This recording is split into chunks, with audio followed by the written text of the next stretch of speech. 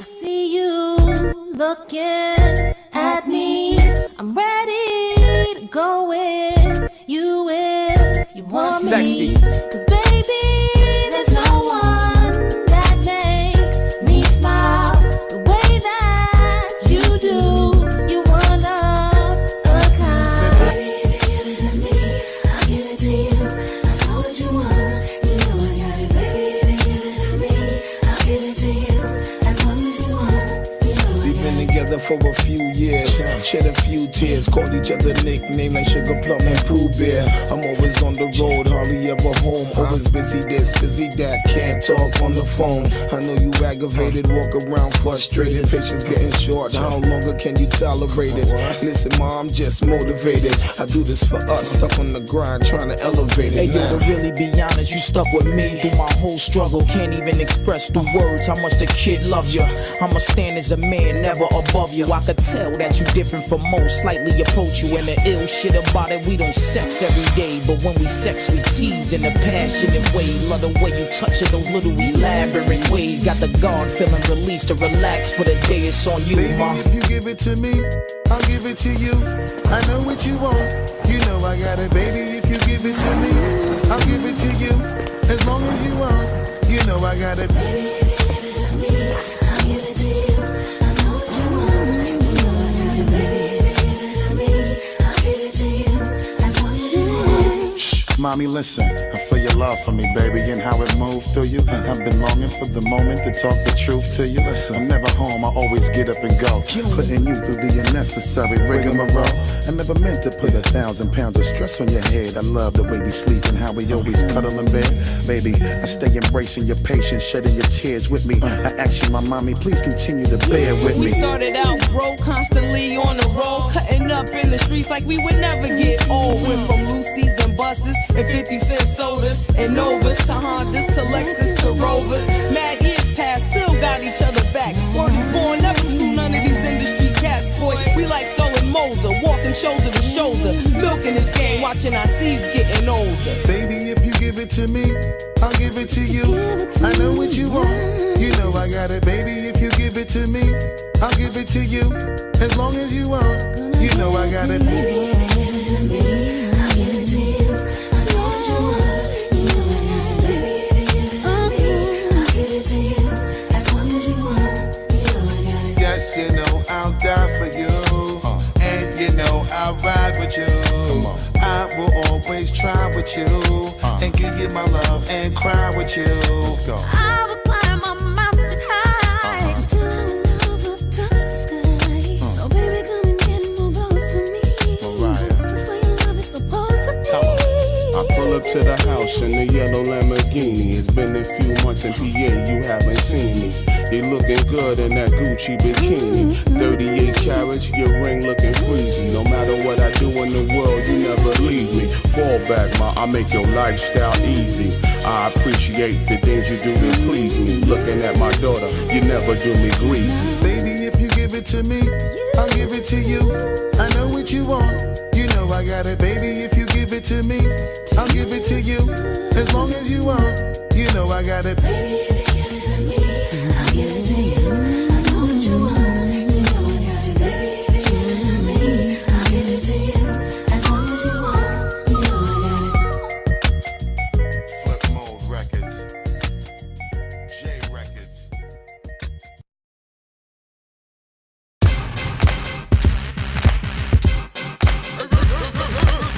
Turn me up some.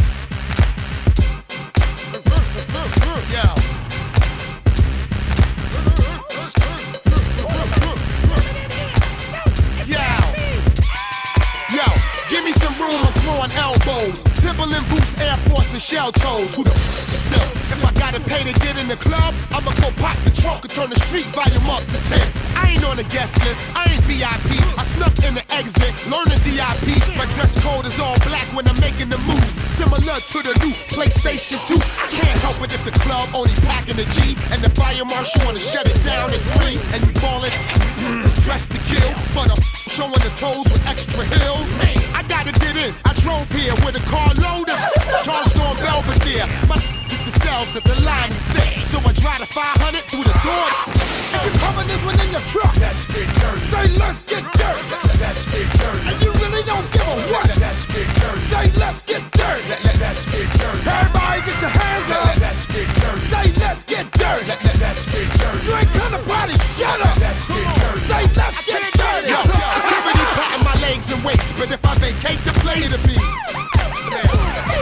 All my in the huddle, on the count of 3, we're gonna bum rush the tunnel with a pound of. Cut the light on, you see it's Brick City in here. Blazing like Biggie passed us a Simeon here. Don't sleep, stay wide awoke. You dial Doc, not dial a joke. Crawl or you die in smoke. I keep it heated when the hawk is out. Seated low Tahoe, beat it when the dark is out. I'm outside of the line and I'm acting a fool. Like a 3 o'clock bully, waiting after school. I've been in this line for hours. I even killed the time by helping my man pass out flyers. Now all I wanna do is get in where I fit in. Shake my ass with the baddest pigeon with a wig in. Jump, move, crash, break, shake that, stay.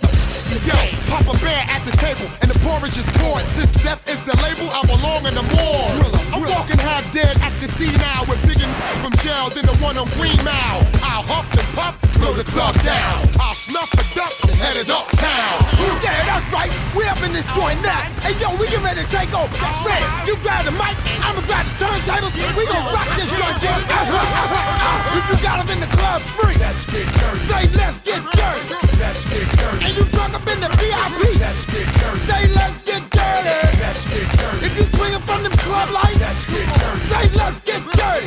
Let's get dirty. And you like to start them club fights, let's get dirty. Say let's get dirty. Everybody wave your hands now. Let's get dirty. Say let's get dirty. Let's get dirty. Everybody jump up and down. Let's get dirty. Say let's get dirty. Let's get dirty. Everybody keep it going now. Let's get dirty. Say let's get dirty. Let's get dirty. Just a little bit louder now. Let's get dirty. Say let's get dirty. Come on, come on. Let's get dirty. Let's get dirty. Keep it going now. Let's get dirty. Don't stop now. Let's get dirty. Say let's get dirty, y'all. Let's get dirty. Let's get dirty. Let's do a mic check. Who with me? Who here? Let me know. Hit me with a thumbs up or a I'm here in the statement, in the comments. Let me know that you're here. Mic check. Are we here? Are we good? It's been a few days. It's been a week. I haven't been on since last Thursday.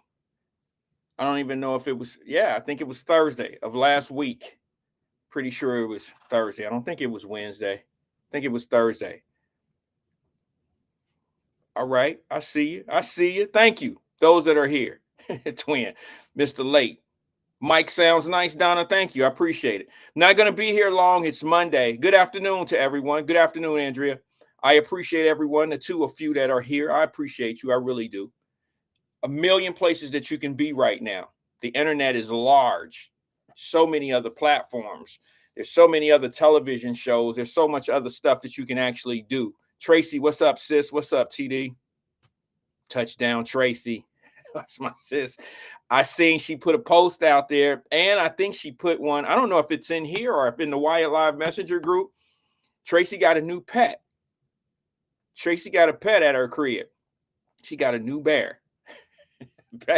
That's some bold shit. Now, I didn't see some cats walking around with snakes, all type of stuff, but I've never seen anybody with a pet bear. Darren, what's up? Stephen Speed, what's good? Regina, what's happening?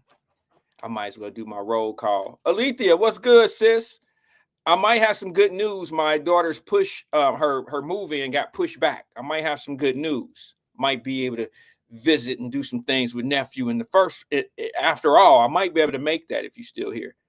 AP, what's good, brother? Thomas, what's good? Who else we got here? Preston, what's good? Can't forget Preston. Twin, I'll say what's up to Twin, but his ass, he a smart aleck. So, you got to be careful saying hi to him because, he'll think you insulting him when you tell him hello. When you say, hey, Twin, what's happening? Oh, bro, what's good. What's good, Wyatt? What's good? And then think it's going to be a mellow mood conversation and Twin take off on your ass. Tracy said, she too much. What is that? Wait a minute, hold on. She said, shit, he eat too much. Damn, my screen. Sorry, guys. People are just coming in, so the screen tends to roll as comment going in. She said, he eat too much to live with me. Them big ass sons you got, you used to them high ass Kroger bills. Hey, bro, look, I got girls, and they used to, me and my girls would be ready to fight. Shit, they eat all the Fruit Loops. I mean, they eat everything. And you know what's funny about that? I don't know about y'all. I don't know if this is a girl thing, a daughter thing. This is totally unscripted. But like my daughter's different. Like I don't think they any different than any other girl, but I ain't really checked with any other parents. But I grew up, you know, like we grew up as a, like when I was a kid, we had like everything in the house was everybody's. You know what I'm saying? Like when Granny put some cereal in the crib, yeah, my Uncle Greg used to get mad at me because I would always get the toy in the bottom of the cereal box. I remember that as a kid. But we pretty much was pretty chill when it came down to who ate who, you know, who ate as much Captain whatever it was, or whatever the cereal was. You know, nobody was fighting and stuff over the cereal.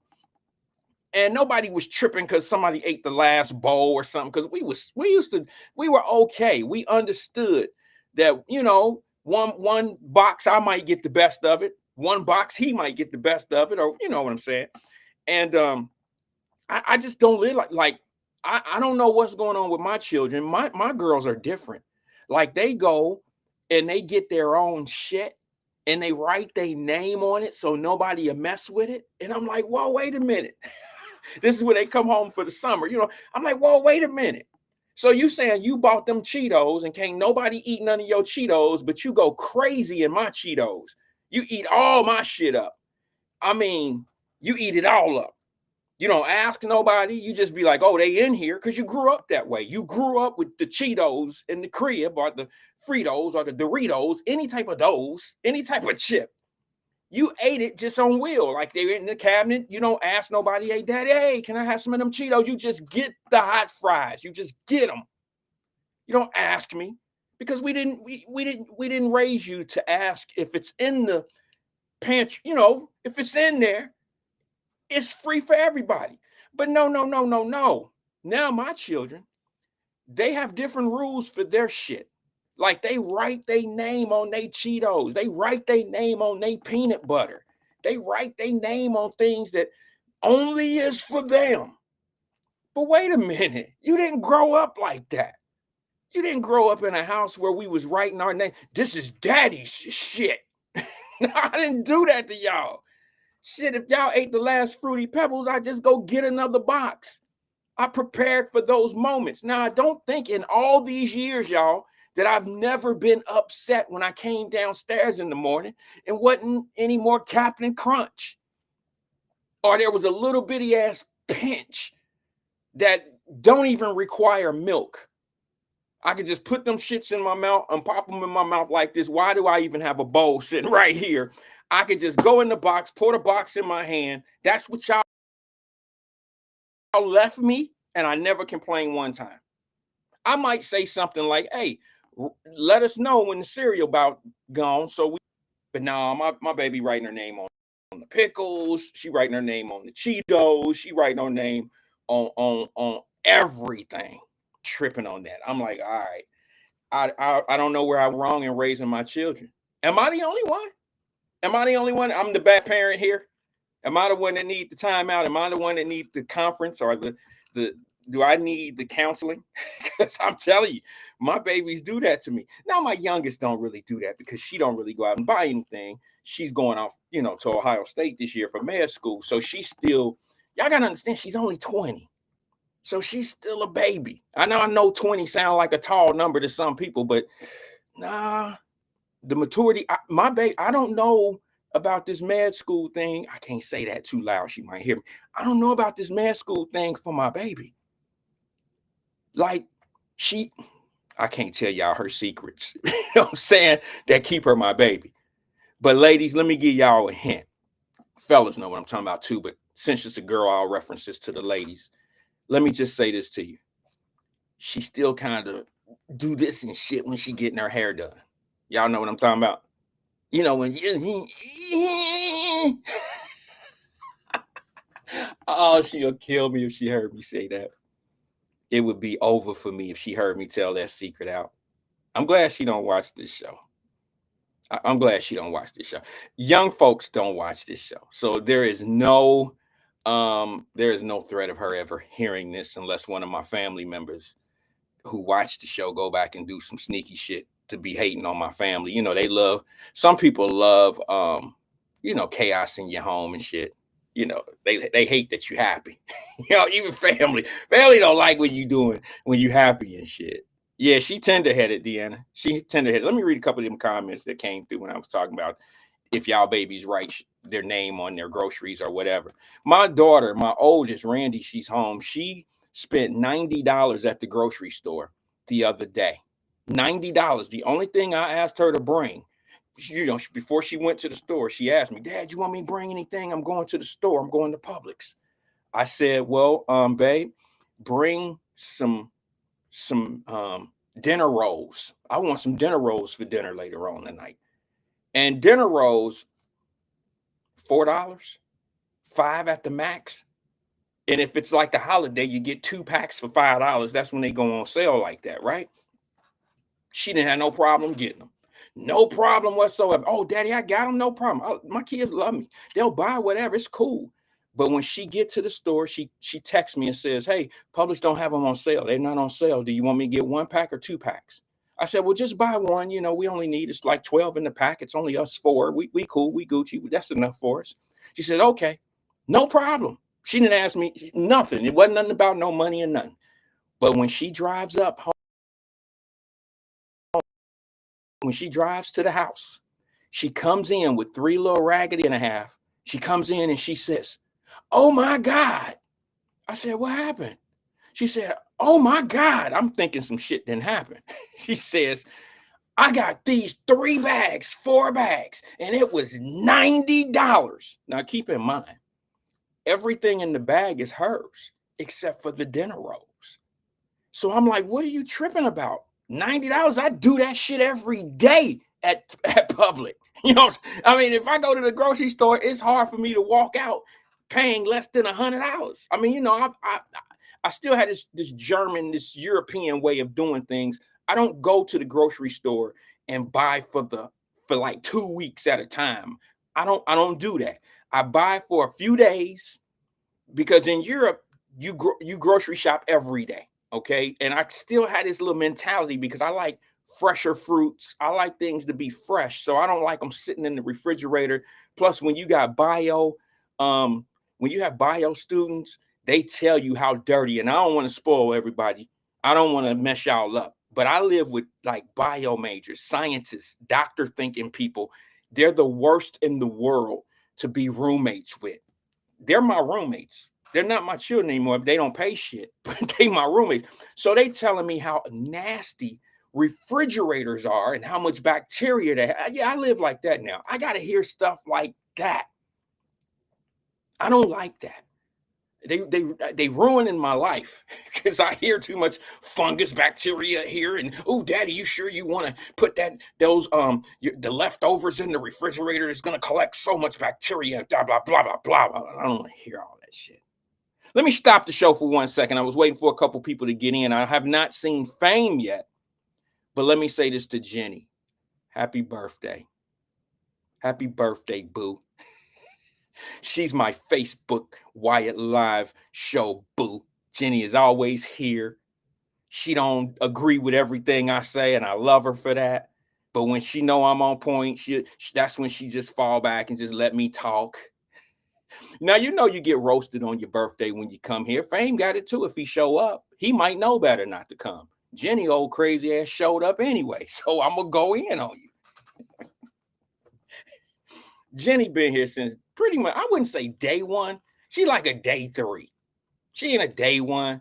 She one of those that, yeah, she's so sweet. She is so sweet. So I got to be careful. I ain't going to go too hard. I'm going to get her some tickets to the Yin Yang concert. Her and Linda Reed going to go to the Yin Yang concert together. Have y'all seen that shit? I meant to burn that. Let me see if I can burn that. Have y'all seen the clips of the Yin Yang twins? What the hell? Boy, they should come for free. They ought to pay somebody to get on stage. The Yin Yang Twins look crazy as hell. Oh yeah, I'm gonna burn this one and send it. Have y'all seen the Yin Yang Twins sing that song? I don't know. Sweat Down My, I don't know what it's called, but they need their ass kicked for this song. It was a hot song back in its day. Oh, there go Fame. Fame is out here, Gross Beezy chilling. All right, I got to get on Fame. First, let me burn this video. I want to show y'all this video real fast of the Yin Yang Twins. Boy, what were they thinking? Have y'all seen that? Jenny said, no yin yang, please. Trust me, you're going to get a kick out of this one. This isn't the regular yin yang. All right.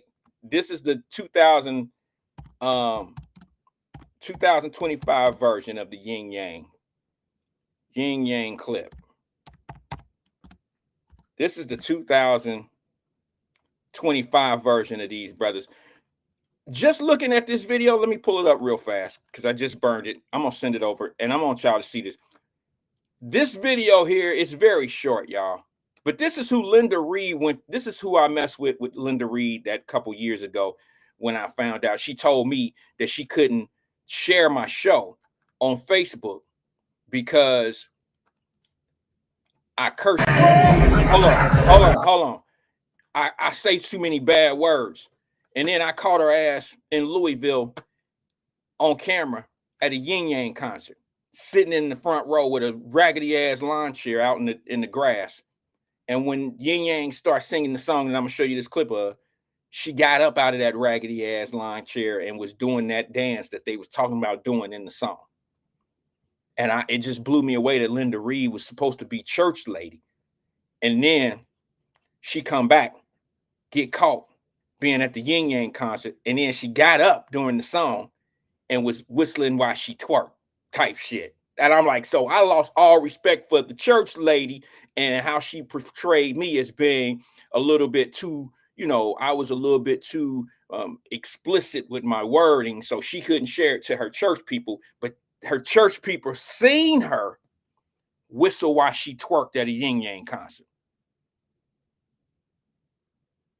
Donna said, walking like his feet toe up.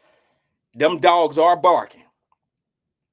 Those dogs are barking. I couldn't believe it. Now, I haven't seen the Yin Yang Twins. I never seen them when they were in the, out singing and they were doing new shit, or when they were doing things back in that day. I never seen them back then. I didn't know that this is what the Yin Yang Twins look like. I didn't know that. But I can only imagine, like, what do you think Luke Campbell and them dudes coming to do when they come in town? All they did was play booty shake music. They had no bars. They were no lyricists or nothing like that. They were move the crowd ass people. And when you get one hit wonders, damn, why her lawn chair got to be raggedy? You know them green and white ass lawn chairs back in the day that stick to the back of your leg when you get up because it's hot. And sometimes they leave a print of what the print of the lawn chair is in the back of your leg. Wow. Yeah, Alethea said the Yin Yang Twins always look a mess. Yeah, they look like some little bitty. Back in the day, they had to be 50 when they was popping. Because we 20 years later. 20 years later, and it looked like it. Let me show you this clip right here. Hold on one second. Check it out.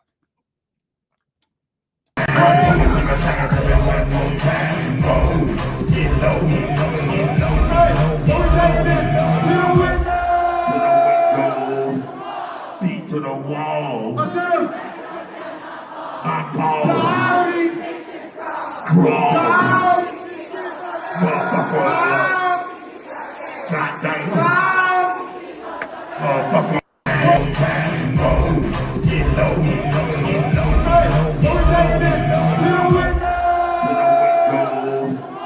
Beat to the wall. I call. Crawl. Motherfucker. God damn. Motherfucker. Sing a second to me one more time. Get low.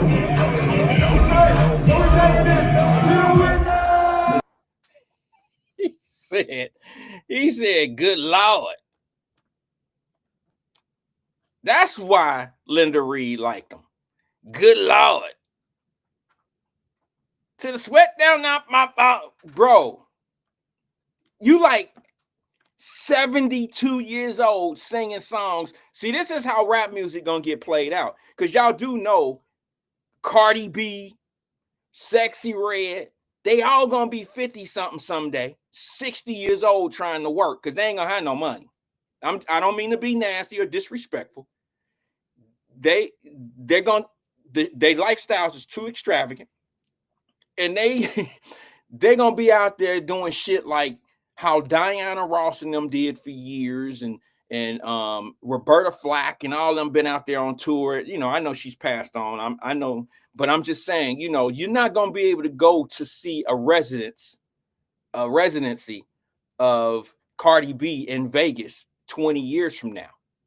It ain't gonna happen. You're definitely not gonna see a Cardi Red out on the strip in Vegas because her fan base will be 50 years old. And if they still talking booty hole brown shit and all that, now I don't know what to tell you. I don't know what to tell you. Maybe the crowd will be there, maybe not. They'll probably be worn out and off, you know, they probably be smoked out. That's just my opinion. Tracy said somebody have me ticks for that concert too. Somebody got you some ticks. They don't like you. Whoever got you, because aren't they gonna be at the casino in Cincinnati? I believe they're gonna be at is it Hard Rock? Yeah. I believe they're gonna be at Hard Rock in Cincinnati. And I'm like, I mean, how is a group like that touring? They might have 1.5 cuts.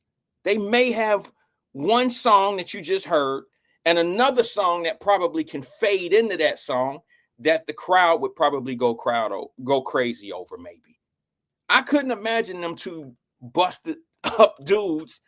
I couldn't imagine these guys getting up on stage, moving the crowd.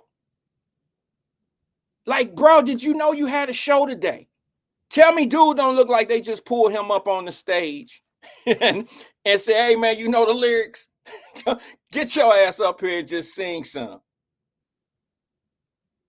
You know what I'm saying? Like, you know you know what I'm saying? He just don't look like he got on True Religion shorts from probably 10 years ago. The blues don't match. He ain't got on nothing shiny. He got on dirty ass socks. I'm just saying, bro, like, you're on stage. You're on stage. Respect the game. Don't you look like you just bought a beer at GJ's down on Lynn Street, bro, and got on stage and just said, fuck it, let me go and get my little 15 minutes in, and then shit, I'm going back to the room. That's what he looked like. You right, and black A1s. Like he about to fight something. You know, you only put on black A1s when it's time to go rumble. When it's time to fight, you go get the black A1s. That's it. You see some dudes coming down the street and they wearing Air Force Ones and they black, get out the way. Get out the way. They ain't playing with you. They don't want to have nothing nice to do with you. They on a mission. They going to hurt something. Trust me. Man. So yeah. She said it was his laundry day. And you said something, sis, about the chair. Said don't start on my laundry. On my what? I'll be on your business stoop with my chair. Okay. Yeah, one of my offices is across the street from where they do the concerts. I will not be there. Twin said, Wyatt, stop hating on your elders. He is an elder, so I will stop. I'll cut that out right now. I'll leave that alone. Yin Yang Twins are the dopest. I bet you Fame don't know none of their songs, because true lyricists, if you a hip hop head, you don't want to have shit to do with the Yin Yang Twins. They not saying nothing. All right. They part of the problem. They are the part of the recipe of what we see that is disastrous in our hip hop and in our music and what our little girls shaking their butts to today. You can contribute some of that stuff to the Yin Yang Twins. Yeah, I'm gonna give them a lot of credit, Because when you can get some girls in a nightclub or in a club or at a dance or at a teen party, and you got them little girls in there talking about sweat drip down your balls, and they singing and dancing to it with a drink in their hand, and that's like some fly shit. First of all, I don't know how that's intimate whatsoever.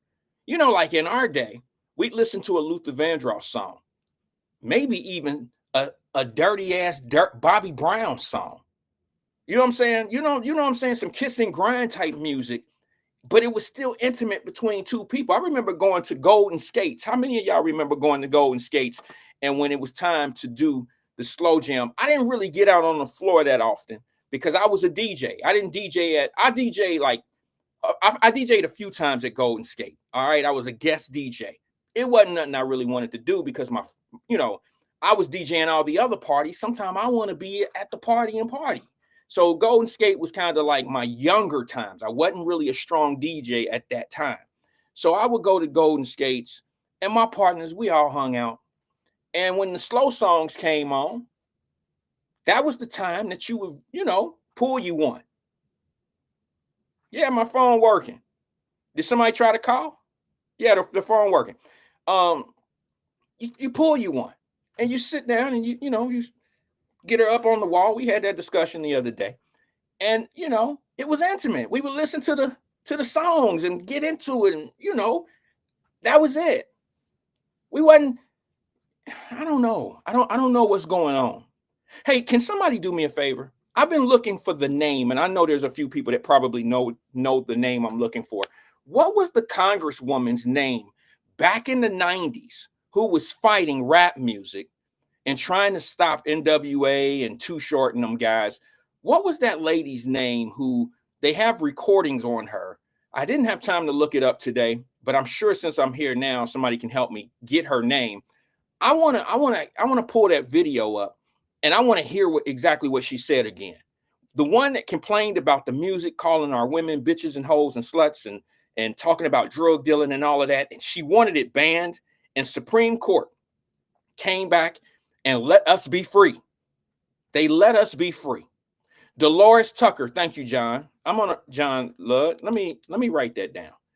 Dolores Tucker. I was not following politics and all that at that time. I thought she was a hater back then.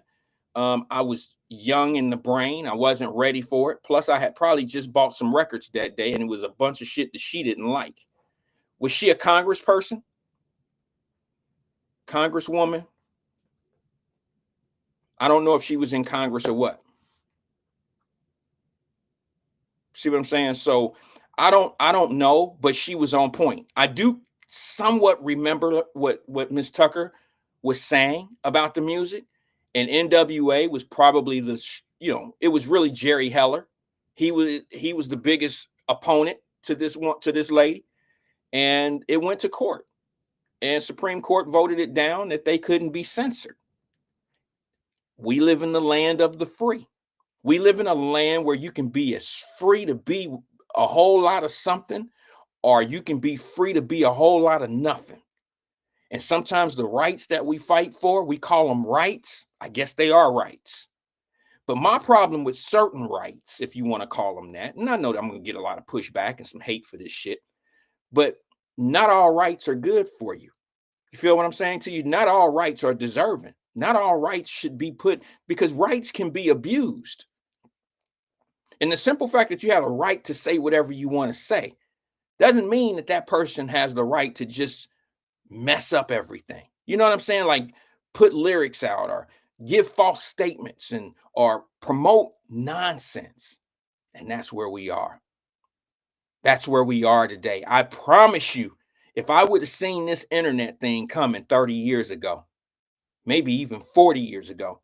See, 40 years ago, the internet was just Star Trek. I want y'all to know that.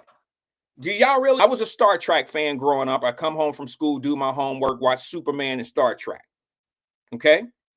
And I don't know if you guys realize Star Trek, and I know there's some old heads here. I ain't gonna really be the only one that understand this. Star Trek was a thing where they have everything that you see today technology-wise.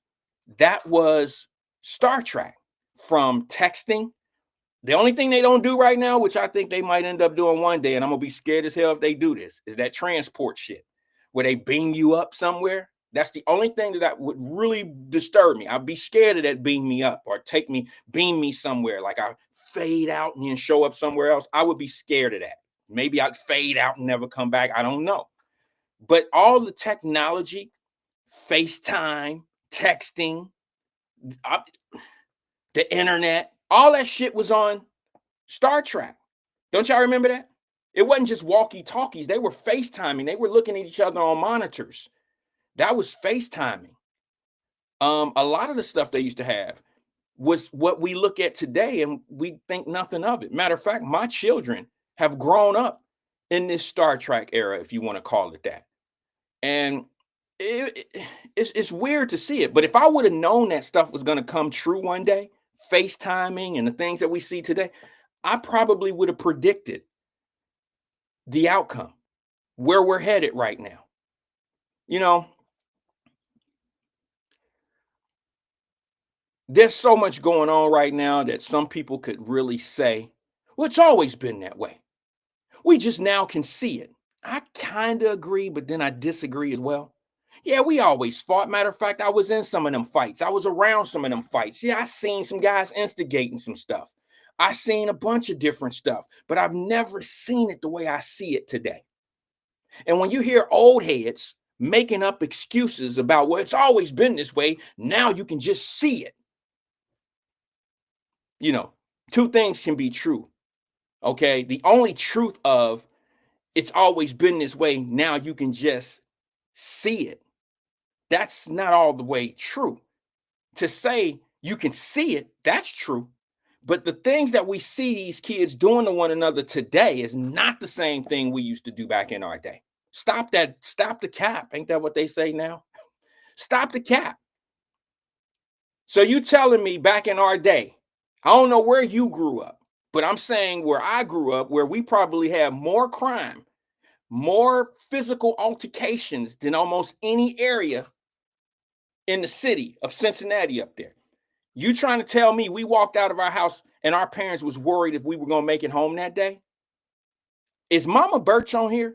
Is Mama Birch on here? I could get, and she had 3 boys, 2 girls. I could guarantee you, I don't think she ever woke up every day wondering if Jimmy was coming home or Darnell was coming home today. I wonder if he going to get somebody going to kill him. I don't think it was like that. And you got to understand, we grew up in some of the roughest areas. Now, Avondale was tough. Moosewood, you know, the Fay had its problems. English Woods for sure. You know what I'm saying? Cummingsville, all together, West Side, all of that had its issues. But we still didn't walk out. We might say, you know what? I might get my ass kicked today. You know what I'm saying? Like I might get on the, I might get on the bus and I might see them dudes that was at the skating rink and I might have to fight. You know what I'm saying? But none of us was like, I gotta make sure I got my gun and shit. Cause if I run into these dudes, all that shit started real heavy in the 90s for us. Because the music told us how important it was to stay strapped. Stay strapped. That ain't your brother. That's a nigga. That ain't no brother. Them niggas will kill you out here. That ain't no brother. See what I'm saying? You see the conversion going on? This is a self thing. This is a by the pen. The pen start converting the way we seen one another. In my eyes. This is all just my opinion, guys. There ain't no fact behind what I'm telling you other than I think I'm factual. It's just my opinion.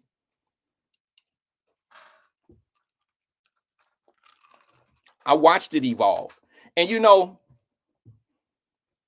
I just want to say something that's critical and take all the playing out of what I, you know, how I started talking about this. I want to be really real about this part of what I say, regardless of who's listening. And I'm sorry if this might fit your foot. If this shoe fits, I'm sorry. I put a comment in the Wyatt Live Messenger group that said, some of our folks are fertilizer to this. I don't know. Some people probably thought I was calling them shit. No, that wasn't it at all. Fertilizer is what they use to keep things growing. And that's what some of us are when we make up excuses. When we say things like, oh, it's always been this way. but now you can just see it. Yeah, there's a level of truth to that, but it ain't always been this way. There's always been conflict, but there's not always been what we see today. No, not at this type of level, not at this type of level of discern, for life. I've never seen 14 and 15-year-olders getting in the kind of trouble that they get in. I know some breaking in on some cars and stuff like that, but I've never seen them and heard of them shooting at the police. I've never seen and heard that. Even in my worst days, we never would do any shit like that because that's a death wish. We knew that would be a death wish. Then if we survive the death wish, then the streets would get us because, the death wish come from your mama.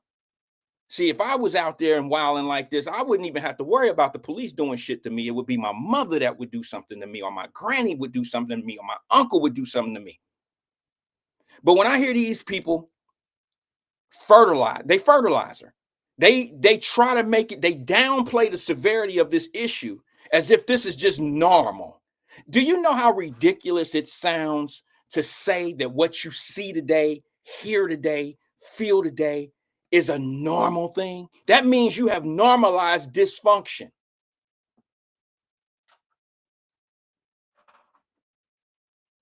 Then this shit started when Miss Tucker was telling y'all back in the day, this is going to escalate.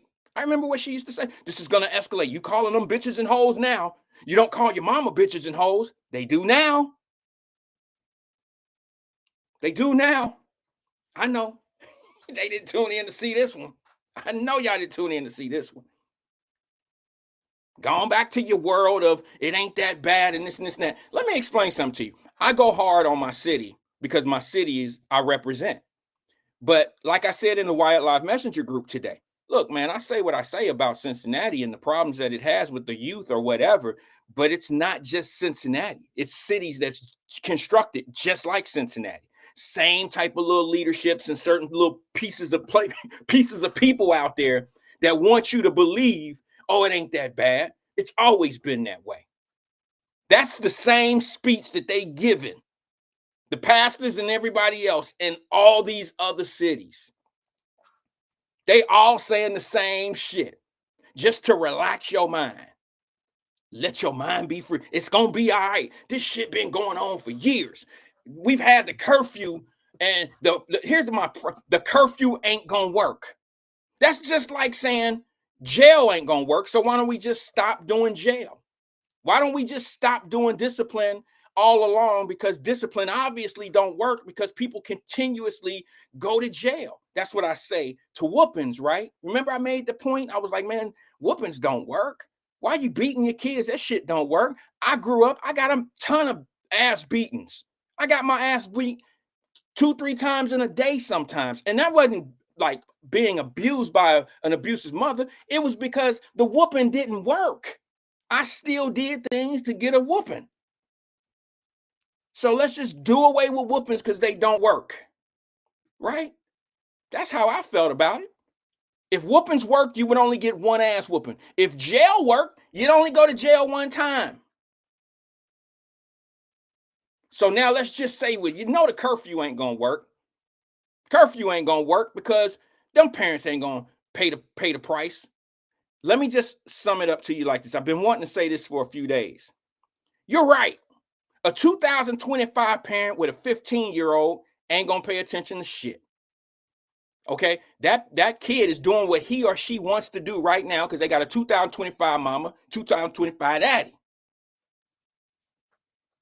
Maybe we need to put in place things that ain't even for the disruptive people of today. Maybe we need to make these deterrents for the up and coming people who may be having children in the next 2-3 years. Because if you make it tough and set examples now, this is called education, educating people, putting people in a position where they won't make the same mistakes as some other people. How you ever going to stop somebody from doing it? Why don't we just walk into Lazarus? What is it called now? I don't know. Why don't we walk into the department store, run upstairs to the high-end Ralph Lauren section and steal everything? And because we know they're not going to arrest us.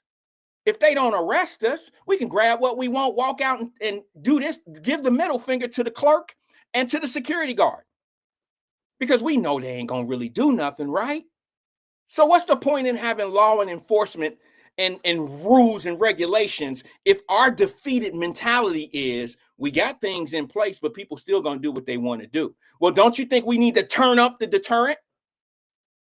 Like I said, a 2025 parent with a 15-year-old who's wilding, they're gone. I said this 2 years ago, and people gave, boy, do you know how much blowback I got for telling you the truth? You're right. For those that may doubt some things, you're absolutely right. A parent ain't gonna follow no rules or any type of laws or anything when they got a 15 or a 14-year-old out here doing whatever they want to do. You absolutely right. But maybe if we fix the next group of parents, maybe if we made it tough on them, the rules aren't for the new people right now because they already gone, they lost. Ed said, my ninja said Lazarus. I don't know department stores. I don't go into department stores. I'm just thinking Cincinnati. I could tell you a few down here in Florida. I don't know department stores in Cincinnati. I don't even go to the mall. I only go to the mall. I don't do the downtown shopping. But I'm just saying, that Lazarus is where I got my shopping bags. Some of y'all know. So I dedicate my stories when I'm talking department stores to Lazarus / I could have said Shillitoes, Ed. All I'm saying to you is,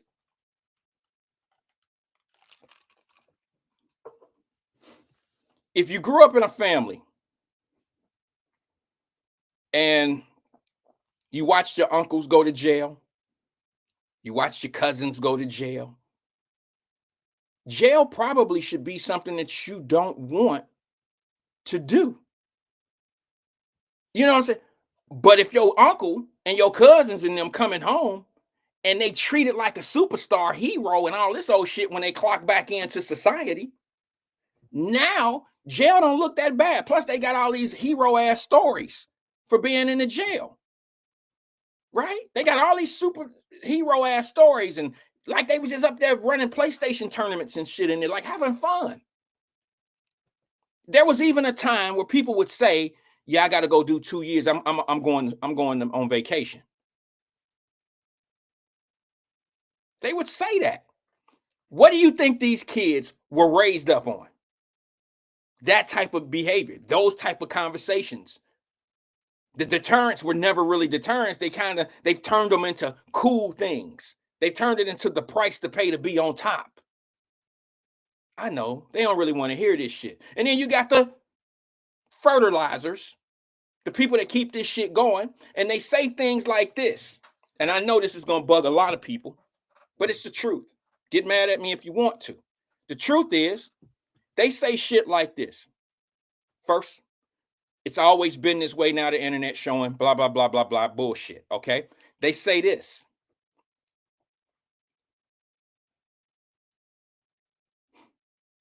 I was about to say it the wrong way.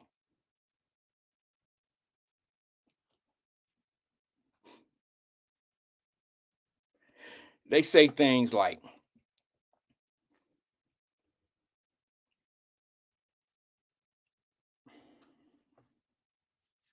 my bad, y'all. You know, I try to, I like to say what I really want to say, but I don't want to offend people. I don't want to offend people. And this probably just came out of some people's mouth here recently. So I don't really want to say it like I'm attacking them. I just see them sometimes as being part of the problem because they're actually exercising their rights to be able to have an opinion and say what they want to say. But when you say things like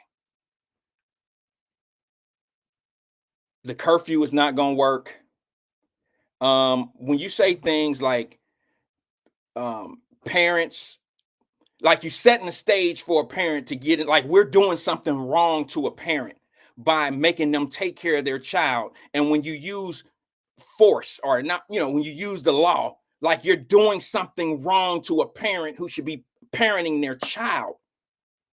Now it's like offensive to tell people what they really like, how we feel about these people's like like the parent. You see what I'm? Do y'all understand what I'm trying to say without trying to get real messy? Like you're gonna sit here and tell me that a parent that takes care of their kid or who don't take care of their kid deserves absolutely no accountability. You do know, and I've said this several times, you do know that this is criminality is the only flow that it's like that. It's the only situation that's like that. If a kid skips school, who do they call? If a kid continuously skips school, who do they call? Who gets in trouble if a kid skips school? So explain to me, if a kid gets in an accident, your 17-year-old, your 16-year-old gets into an accident, who's financially responsible for what your kid did out there in a 3,000-pound car? Who the court's coming after, who the insurance company's coming after, because he's a minor. You're responsible for your minor. So why is it that parents can walk away from a kid that's a criminal or ripping and running the streets and making shit difficult for people, tearing up 4th of July functions, tearing up Juneteenth functions, making people in other neighborhoods, you don't even live in that neighborhood. Why y'all out in Blue Ash anyway?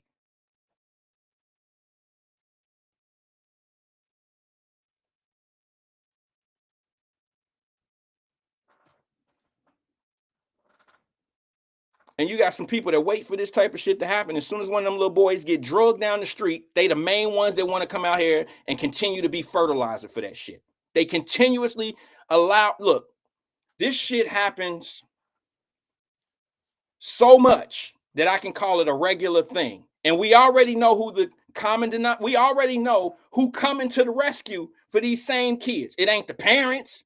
I ain't seen one parent come on TV and say, you know what? Little Johnny, my son, I got my hands full, y'all. I can't do nothing with my son. I can't do shit with little Johnny. Little Johnny out here reckless. He 15, I'm 32, and I just can't do nothing with my son. I ain't seen none of that type shit, but I see certain people coming out speaking up for little Johnny. You don't know what's going on in little Johnny's life. Why don't you go knock on his mama's door? That's a hard target. Now, y'all been hearing me say this shit for years. This is the frustration that sets in me. The reason why I'm frustrated is because when I was saying this years ago, what were they saying about me? Come on, Stephen Speed. Somebody tell the people that's been here since day one. Have I not got a lot of blowback, been called names, and here we are where we are today? From the things that I was like, whoa, wait a minute, hold on, cowboy. You can't allow them to do this and do that. You can't do. And then they were saying, oh, he don't like black people. All I'm saying to you is, it's not just Cincinnati. Okay? Maybe that'll ease the pain. I'm putting the medicine in the candy. It's not just Cincinnati. So when you see a repeat behavior from different demographics, different areas, don't you think there is a major problem? It's not a Cincinnati inner city black kid problem.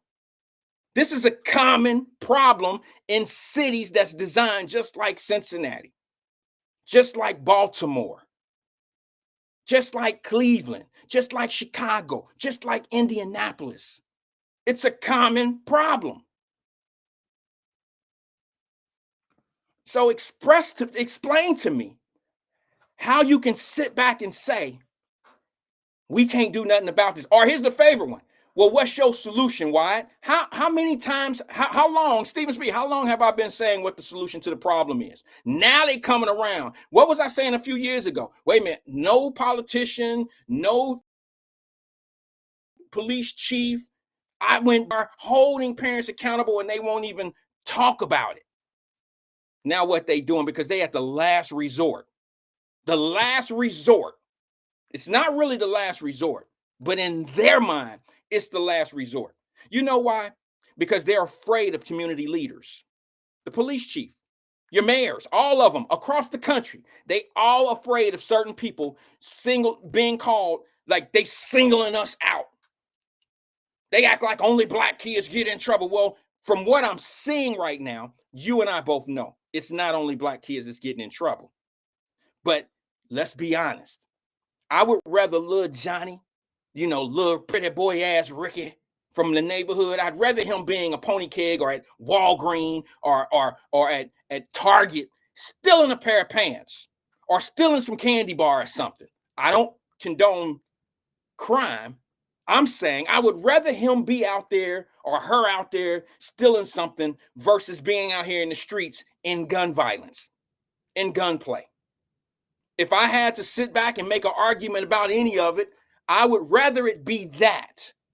But we see a common denominator of these violent situations across the country. You can't just say, you can't isolate it to Cincinnati. You can even come down here to Florida. You could go to Tallahassee. They got a little bit. But if you really want to go somewhere, going over to Liberty City, and they cut that all the way down. It's a little bit different in Liberty City now. But why does Cleveland, Cincinnati, Chicago, Indianapolis, Baltimore, why do these cities all have the same type of situations going on? Why? Explain to me why. Somebody tell me why. And now they don't have anything but the truth to tell. For a long time, they've been pampering and buffering the truth and want to try to put it on this. Here's the one that I was going to say, and I don't want y'all to think that I'm aiming at any individual person, because we know we've heard this from a whole lot of different people, okay? This is the one that had me stuck for a minute that I wasn't really going to say. How many of us heard the fertilizers say this? There ain't nothing for these kids to do. They need something to do. They need places to go. They need to be involved in things. Well, where the fuck you think they fucking shit up at? They messing things up at those places that they have something to do. Do you get it? The park is something to do. The Kings Island up there is something to do. The fireworks is something to do. The Juneteenth is something to do. You should have pride in that. It's something to do. McDonald's, Burger King, Jersey Mike, Penn Station is something to do. These are jobs. It's something to do. All those excuses are out of the window. It's bullshit. It was bullshit when it was said, and it's bullshit to this day. And here comes the repercussions of the bullshit.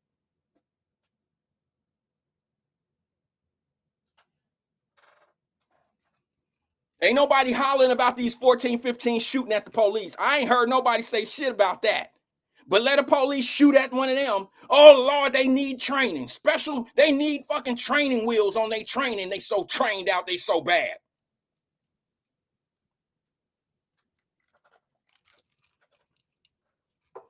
Or the mayor. Wait a minute, hold on. The mayor? How is this the mayor's fault? How is this city council's fault? Wait a minute, hold on. How is this your prosecutor's fault? Remember, I told you, you're getting everything you asked for. Well, how long it's been now? Somebody tell me. How long have we been here talking? We the lowest viewed show in the city. But we've been talking, we how many frames ahead of the conversation are we now? Who's seen all of this shit coming? Look, I already know the mayor can reduce some of this shit. He did it when that lady husband got situated. You see how they rearranged some things?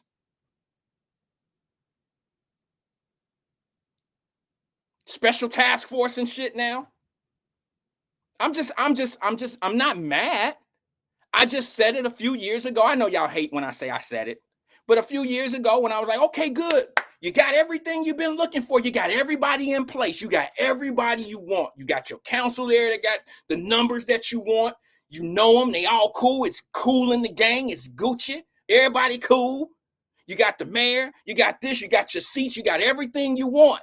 Now, when it's time to do the business, let's see how that shit turn out. I ain't mad at them. I'm mad at the people that think that's what it's all about. Parents have to take accountability. No city, look, here's what I will say. If it was me on city council, I would be looking at what program can we put in place that's going to keep the law of curfew and keeping our kids in a space where we will deter them.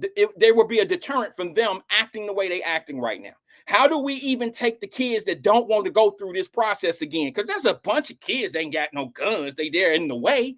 They really in the way. they can get in trouble for being in the way. Can you imagine one of them spending 24 hours with some badass kids? Oh no, they might think about going back down and being part of the get along gang and be, you know what I'm saying? That might be a deterrent for them.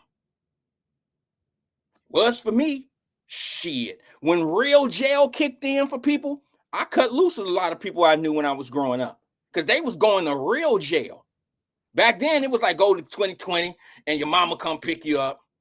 Your mama come pick you up and you get a couple knocks in the back of the head and blah, blah, blah from your mom, and then you on punishment. Then I bet you none of them kids get on punishment today. Back in our day, shit, it was 2 weeks in your room. 2 weeks, couldn't do shit, couldn't talk on the phone, couldn't do nothing. You can't even punish a kid today. They got so much shit. Sending a kid to his room is like sending them to lavish lockup. They got the internet, they got their own phone, they got everything. There ain't no punishment in that, sending the kid to the room. Take their phone, oh well, I get on my laptop, I can still talk on Messenger. They ain't slowing shit down over here.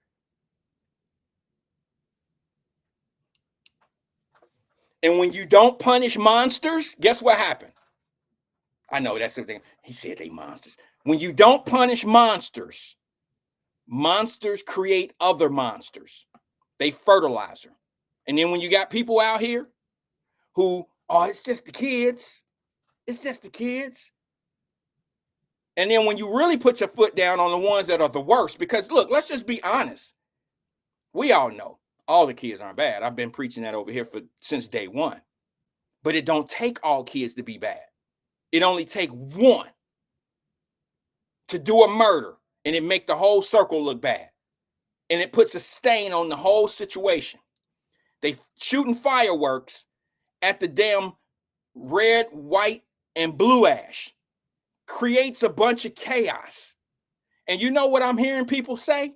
I'm sorry if you one of them, but I gotta be honest. You can hate me today and maybe you'll love me tomorrow. But the people that are arguing, not trying to correct the problem, but they saying shit like, how the police chief know it was 400 kids? They be bullshit. You make it about a comment that the chief made versus what actually happened.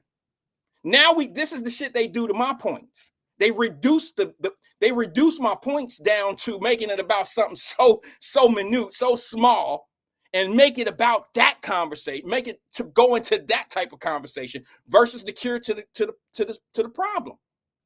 So y'all tripping because the police chief said about 400 kids was down here and that circle was crazy. I mean, those kids was crazy. We had about 400 kids. For me, to be honest with you, I don't get 400 bad kids out of that statement. I get there was 400 kids running around unsupervised. And we already know that kids are like monkey see, monkey do. You understand what I'm saying? Like, that's how we were. That's how people were. They follow the crowds. I taught my daughters, don't do that. You'll see the shit on the internet later. Don't get caught by a stray bullet. You see what I'm saying? And that's generally what happened. Some of these kids be innocent and get shot. But you're not innocent when you're around the circle of where they're shooting. You're no longer an innocent bystander. Now you're part of the crowd. You're part of the chaos. You're part of everything that's going on. So if you get struck by a bullet,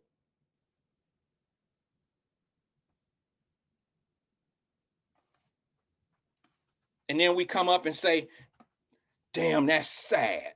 Sprinkling a little more fertilizer on it. That's so sad. Them kids can't do nothing. They really need to get somewhere that them kids can go. Somewhere safe. They are somewhere safe. Kings Island is safe. Juneteenth celebrations are supposed to be safe. Red, white, and blue ash is supposed to be safe. Going downtown Cincinnati at the banks is supposed to be safe. What more can you, what are we talking about here? People are that damn blind? They're not blind. Come on now. I know better than that. Some people just don't want to go against the grain of what they've been involved in, don't want to say anything that may be controversial, don't want to go against the people that they love, don't want to be kicked out or outside of their circles. They don't want to be kicked out of those circles. They want to be relevant. And they don't even understand you're really not relevant, because anybody that'll allow you to be that fucking stupid in the brain about shit like that, they don't care about the people you're talking about. They don't care about you. And they probably using your dumb ass to keep their relevance in the city. Said what I said. Said what I said.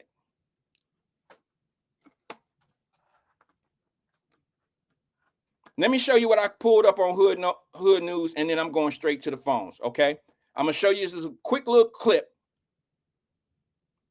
and then I'm going to go straight to the phones, okay?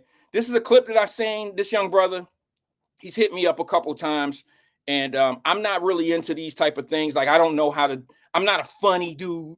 I love, hilarious clips and stuff like that. I love to see that stuff, but this funny clip is not so funny. It's the truth. It's not really funny. It's the truth. And when you start getting more people talking like this, we got to have something behind the community saying what they saying.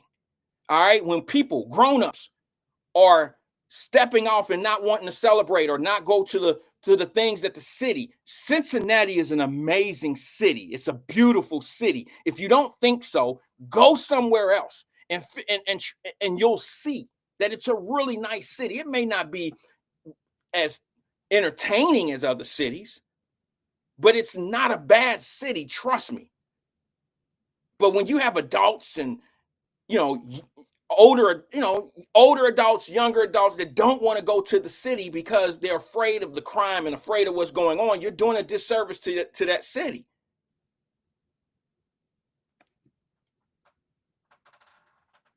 So I'm gonna play this clip right here. It's off of like I said, it's off of a young man who does a lot of skits and funny things, but this ain't so funny. All right, I think he's very serious, and I'm with him on this. Check it out. What's going on? It's Hood News 75, and I don't know who need to hear this, but we sick of these badass kids fucking up these events. We trying to go out. I don't want to go downtown and go get a Hennessy with a gunshot wound. I don't want to go get a Crown Royal and a punch to the motherfucking jaw when I leave a bar. You feel me? Watch out motherfucking kids. That's the problem. These kids be down at the motherfucking park 12, 1, 2 in the morning. What the fuck is they doing now? The buses stop running all that shit. Like, what's going on? Stop dropping y'all kids off at these public places and leaving us to babysit and cuss their asses out. And then when we say something wrong, y'all want to come fight us and do all type of bullshit because y'all ain't watching y'all kids. Watch these motherfucking kids, or these businesses behind us going to eventually shut down because they're not going to be getting no motherfucking people that want to come out here. Grown, responsible adults don't want to come to no place that's unmotherfucking safe because motherfuckers shooting and fighting and jumping people for no motherfucking reason. Watch out motherfucking kids, man. We sick of it. I'm trying to come out and have a good time, but I'm scared to come the fuck out. Man, Hood News 75, we out.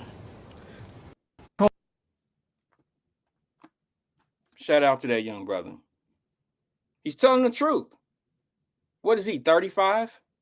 He don't want none of that nonsense going downtown and can't spend time with your girlfriend or your wife, can't go to some of those nice businesses downtown. Because why are kids... Did we not have this discussion? How long has it been? Alethea, come on, sis, say something. You and I had a conversation on the show a year ago. Why are kids down on the banks at 1 o'clock in the morning? And there's a section at the banks that they hang out and nobody enforces it. Why? Somebody explain to me why they're allowing children under the age of 21 to be down on the banks. Oh, that's right. The curfew ain't gonna work. It ain't gonna work if you don't enforce it. I wouldn't, at this point, don't even have it on the books if you're afraid that you're gonna have so many kids that you don't know what to do with them. That's like having a bunch of laws and having nowhere to put the people if you catch them breaking that law. So let's just get rid of the laws, because if we catch that many people breaking into the department stores or whatever, they ain't got nowhere to put 500 people. So let's just let them all go. No, it don't take that. It don't take that. Let me tell you who benefits the most of the curfew. This is my opinion. Okay. This is my opinion. I'm going to use this name just as an example, because she made the last comment. Michelle Hardy, let's say you have a daughter, beautiful little girl, don't get in trouble, but she hang around the wrong group downtown. If the police snatch her ass up, she gonna have a problem when she get home. Michelle Hardy, your daughter was over Tiffany house. Tiffany and her mama don't really care about how you care. Okay, so your daughter go out, hang out with Tiffany over the weekend. Tiffany mama let them hang out. She at the club and they gone somewhere too, right? So now your daughter, Michelle, gets snatched up downtown in this situation with the curfew. That's the child that's gonna benefit the most of the curfew law. Tiffany probably ain't gonna, she probably ain't gonna benefit that well.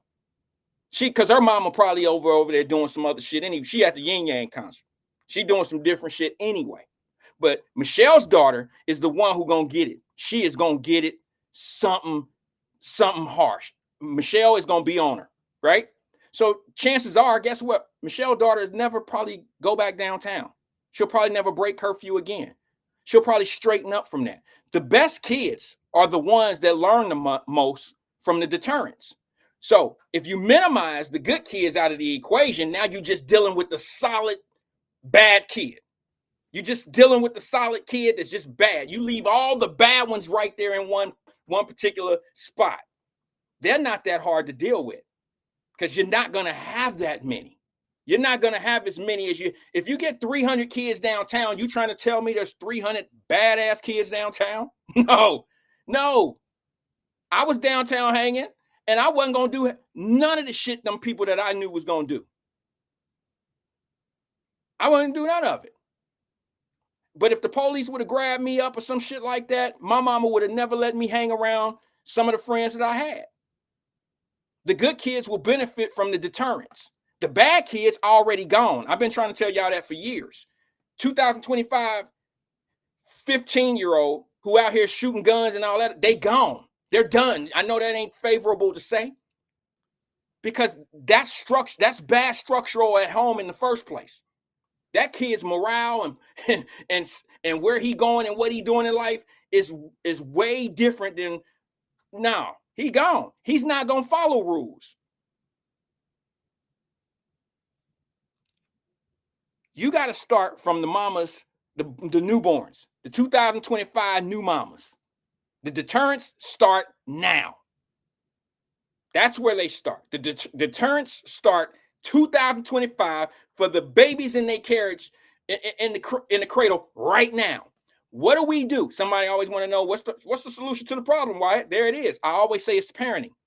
But in that equation of it being the parenting, you got to catch the parenting. You got to catch the parent at a good spot. You got to be able to catch a parent where they're risking something. You're right. If you give a kid a punishment, he's outside past curfew hours on a Friday night, you catch him, you send him to 2020 or whatever, his mama have to come get him, okay?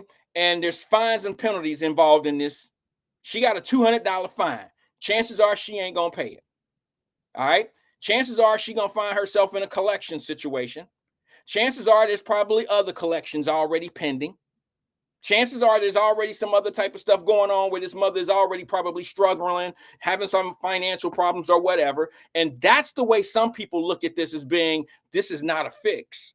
Maybe it's not a fix for a 2025 mama with a 15-year-old, but that could be a fix for a mother that ain't had a child yet. That could be a fix for a mother that has a 6-month-old. See what I'm saying? You got to start with the parents. The 15-year-old, they done.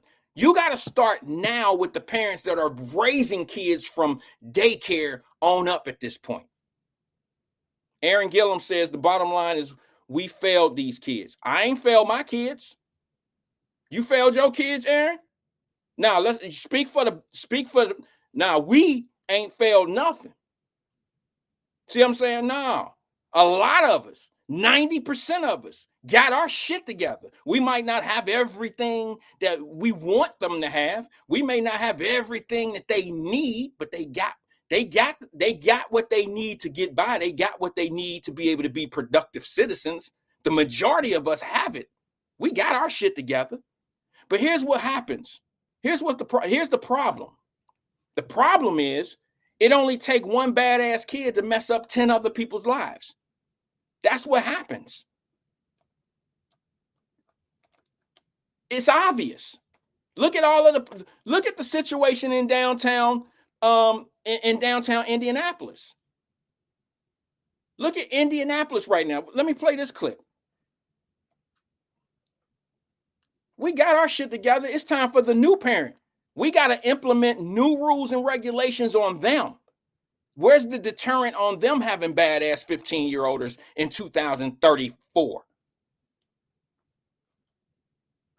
You're just going to throw your hands up and say, oh, shit. Let them do what they want to do. Okay, well, what about your kid? What if your 30-year-old daughter, she's 30 now, and she wants to go down on the banks 10 years from now? She gonna be facing the same problems that we're facing today because we didn't put anything in place. Let me see if I have this. Now, Indianapolis then got to a point now where they have to start speaking like us. Well, I should say like Wyatt and some of the people here on the show. I stood tall and stood on that circle when I was talking about parents. And I know there's people, well, Wyatt, you ain't the first one to say it's about the parents. I know.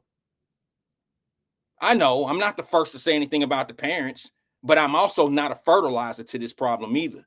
I don't contribute to it. I did put myself in a position to try to pull some of these kids off the street. And you know who put them kids back on the street? The fertilizers. The people that just want to act like, oh, that little Ricky ain't that bad. Oh, Wyatt, you tripping. What do you mean he can't go on the trip with you? Well, no, there's rules and regulations. If we have things going on as a group, meaning the things we were doing with the younger kids, the younger guys, if he breaks a rule, he can't participate in the fun shit. All right, you can't participate. Well, all he gonna do, Wyatt, is run back out to the streets. Okay, then he's gone anyway. If he doesn't accept the punishment for it being punishment and fall back and sit back and do the things right to be back in our good grace of being part of something that's good, then we ain't got him anyway. Because if it take a gift, if all I got is a gift, if I'm bearing gifts to you and that's the only way I can keep your attention, I don't really have your attention. The gifts do. This was Indianapolis over the weekend.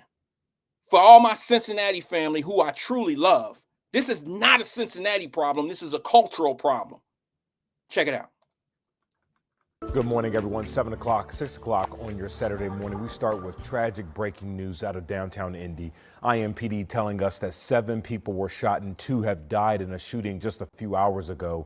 Police Chief Chris Bailey went straight to the scene near Washington and Illinois, and the chief did not mince words in a press conference just before 4 this morning. Take a listen. I don't know how many times I have to say it. We are not your children's keepers. You are. And parents and guardians have got to step up. A kid is dead tonight. And we just don't know the age of the young man down the street, still here, dead. He looks young. He had always there for people. Even if you're not his own, like, he would be always there. Aries White is remembering his friend, known as AZ, one of the 2 teenagers killed in a downtown Indianapolis mass shooting. He was just 16 years old. Families that's hurt and kids that don't even get to see a life or experience nothing within their time. IMPD says 7 people between 15 and 21 were shot overnight when hundreds of unsupervised kids were gathered near the Arts Garden. Another teenager, 15 years old, also died at the hospital. We need our parents and guardians to speak up, to take charge, to be nosy. Standing next to Mayor Joe Hogsett, IMPD Chief Chris Bailey says the department plans to add new cameras in strategic locations downtown and to increase police presence along with state officers. Authorities also plan to issue stay-away orders for violent or repeat offenders, all in hopes of preventing those already in trouble from going to hotspots downtown. They're renewing efforts to enforce their juvenile curfew, 11 p.m. for kids under 15 and 1 a.m. on Saturdays and Sundays for teens 15 and up. Boy, oh boy.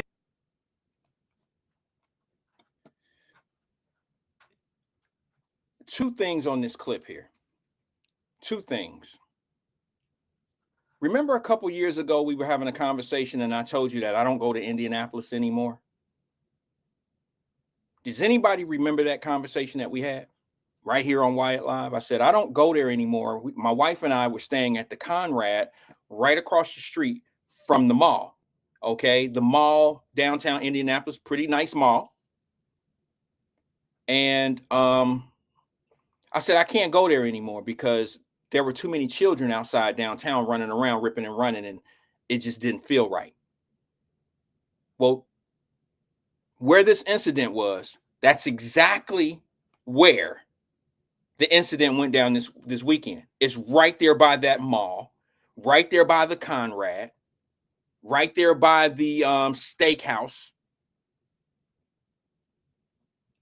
And if you listen to the police chief say, parents, we need, you notice that he's putting it on the parents now. This is not an isolated incident because he made it clear. I don't care if it's this area or the other areas. This is what he said.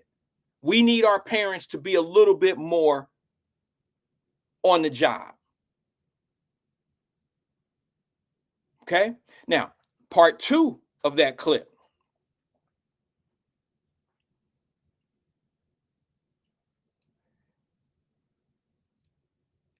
The police officer said, hold on, I'm coming to the phone. It keeps beeping. I'm sorry. Yeah, there. Lamont says Circle City Mall.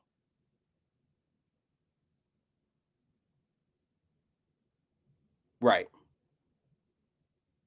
Stephen Street said, I remember going down to Jazz Fest, BFR, Short Vine, Eden Park on Sundays as a young adult. No gunplay. None.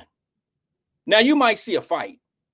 You feel me? Like Eden Park, you might get into a fight. I don't want to lose train of thought here. You may get into a fight or something. You might see some dudes that's been beefing for a year or two or whatever, and you might see a fist fight happen, and then they get torn apart, and that's what it is. But nobody ever had to wait for the drive-by to happen at Eden Park. That just never happened. I can't think of one drive-by in Eden Park in all the years that we used to go there. Now, the Indianapolis police chief is also saying, wait a minute, let me read this one. Let me read this. Jericho Vaughn said, wait, I thought someone said last week we don't care about what's going on in other cities. We need to focus on Cincinnati crime. I am focusing on Cincinnati crime. I'm just looking at the common denominator here. I'm looking at how it's a problem everywhere. So you got to understand, Jericho, when I say what I say about the city, some people really think I'm attacking the city. But I think if you take this thing piece by piece, see, the failure in the whole process is a failure. The failure is everywhere. Did you hear in the police clip about the curfew? They're not enforcing their curfew laws either.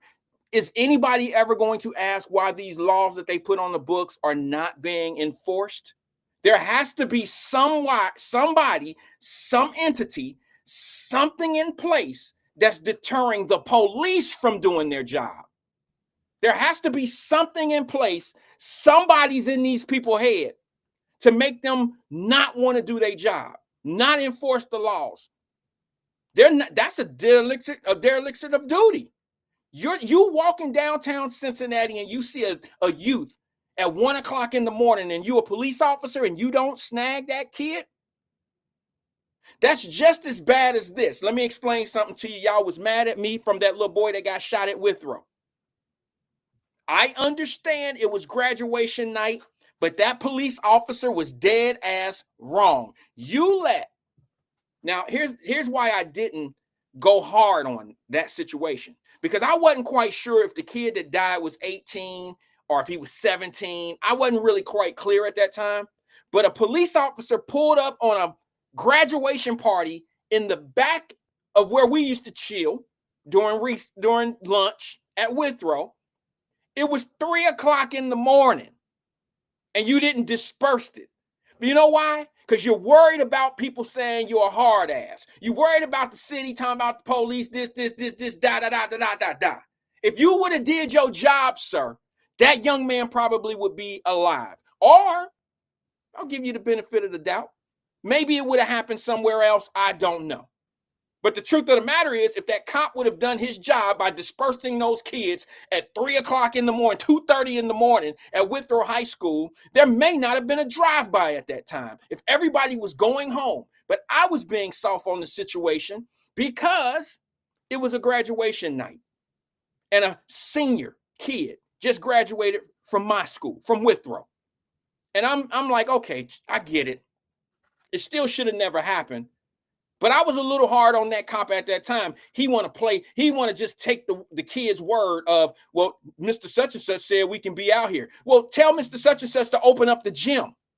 Tell Mr. Such and Such to open up the cafeteria and y'all have a party in there. Have it in the gym. Don't have it outside in the parking lot of the school. You're not even supposed to be outside at this time. Let me go to the phone lines, man, real fast. Good afternoon, caller. This is Wyatt. Who am I speaking with? What's up, player? Twin, what's good, man? What's happening with you? I can't call it. You have a good week? I had an excellent weekend.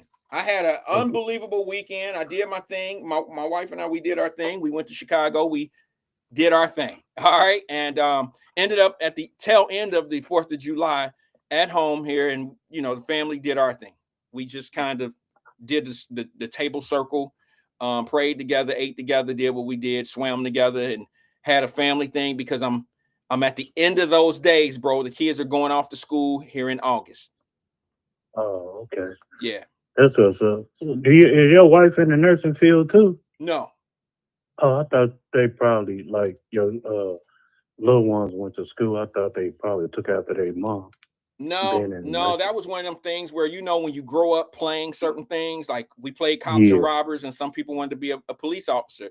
My daughters played doctor. You know what I mean? I'll be honest with you. I got pictures of them and little girls, and they got on, they got on the doctor outfits and all that stuff, and they just grew up wanting to do that. Plus, some of the friends that they have, they parents, they just they love little shows, the doctor shows, ER and stuff like that. So, but what's on your mind today, bro? I want to go upstairs and strangle my baby mom. She doing my son's hair, and I hear him crying. I don't like that. So he must be tender-headed. He probably got it from his daddy. Why are you mad at the mom? He ain't never lied. That's why he got no hair now. I was a tender-headed little boy too, bro. I'll be honest with you. I was a tender-headed little boy, bro. I think that's where my daughter get it from. Well, it was a good weekend. I can't complain. I was blessed. I shot a few, watched, people shoot a couple of fireworks and everything. Okay. Yeah. Next thing God know, people running and all that. And I'm saying, what's this? Well, the police up there, such and such got shot. Went to win tears and, people had their candlelight and all that and rest in peace. And I'm like, oh my God. Yeah. It's that's crazy, what happens. Man. That's what's happening in the communities, bro. And people want to be soft, Wyatt, and get on the defensive side. I just asked a question. It was in the chat earlier. If you were looking, you might not look at other people. It was in the chat? In the chat, not your chat. Oh, okay. 1230 Buzz chat, linking the radio station. Mm-hmm. And I asked, you want to get on the soft side and the defensive side. But I'm asking the question, what's your... What's what? You broke up, bro. What's what? You broke up. What's your solution to this particular person, which is Iris Road? You the affirmative action person, whatever your title is. What's your solution? But you want to get on the defensive side and the soft side, me asking a question. Now, one time, I don't care, man. I know it's a parenting problem. Hey, listen here, Wyatt. Remember us growing up? You 50-something, 55, I give you the most, and I'm 45. Don't be counting my numbers, but go ahead. You 55. I know you about 10 years ahead of me, or 9. I know you about my brother and sister age. I might be your twin brother age. No, you're not. If I'm your twin brother age, how old am I? I'm 45. You 55, or close to it. I know you is. Okay. Okay. We got to understand me. But let me tell you this, player. Let me tell you this. While we grew up, we got our ass whooped, and we know not to do that again. Some of us. Did it work? But when we got our ass whooped and we know not to do it again. Did it work? Of course it did. Some of How us. many ass whoopings did you get in your life, twin? I can't count it. It was that many? I can't count. Then ass whoopings don't work. I mean, I got enough. Okay. But y'all dissected with this medicine. When we was beating y'all ass, oh, they can't do us this. They can't do it no more. Give them some dope. Now y'all hit them with the Adderall, with the ADHD, Ritalin medicine and all that. Oh, that occur right there. You curing something that you don't even know nothing of. The ADHD medicine, Ritalin and all that, that ain't nothing, man. Y'all don't even know what it is. The side effects of it. Well, I do agree. It's an 8 hours straighten up. That's all it is. After them 8 hours, then what? I do agree with you on that, in a sense. Man, come on, man. They took, man, that's why I say, man. You took the Nollywood and the gangster people out the hood and gave us some sissies, man. Wait, whoa. Let me. Man, come on, man. Some soft ass niggas, man. That's what the government did. Wait a minute. Now you want us to, you telling me to how to chastise my kid? Listen, let me say something because I want to help you. I want to help the conversation. There's a level of a lot of truth in what you're saying, okay? And what I mean by that is I went through that as a child. I had a discipline problem.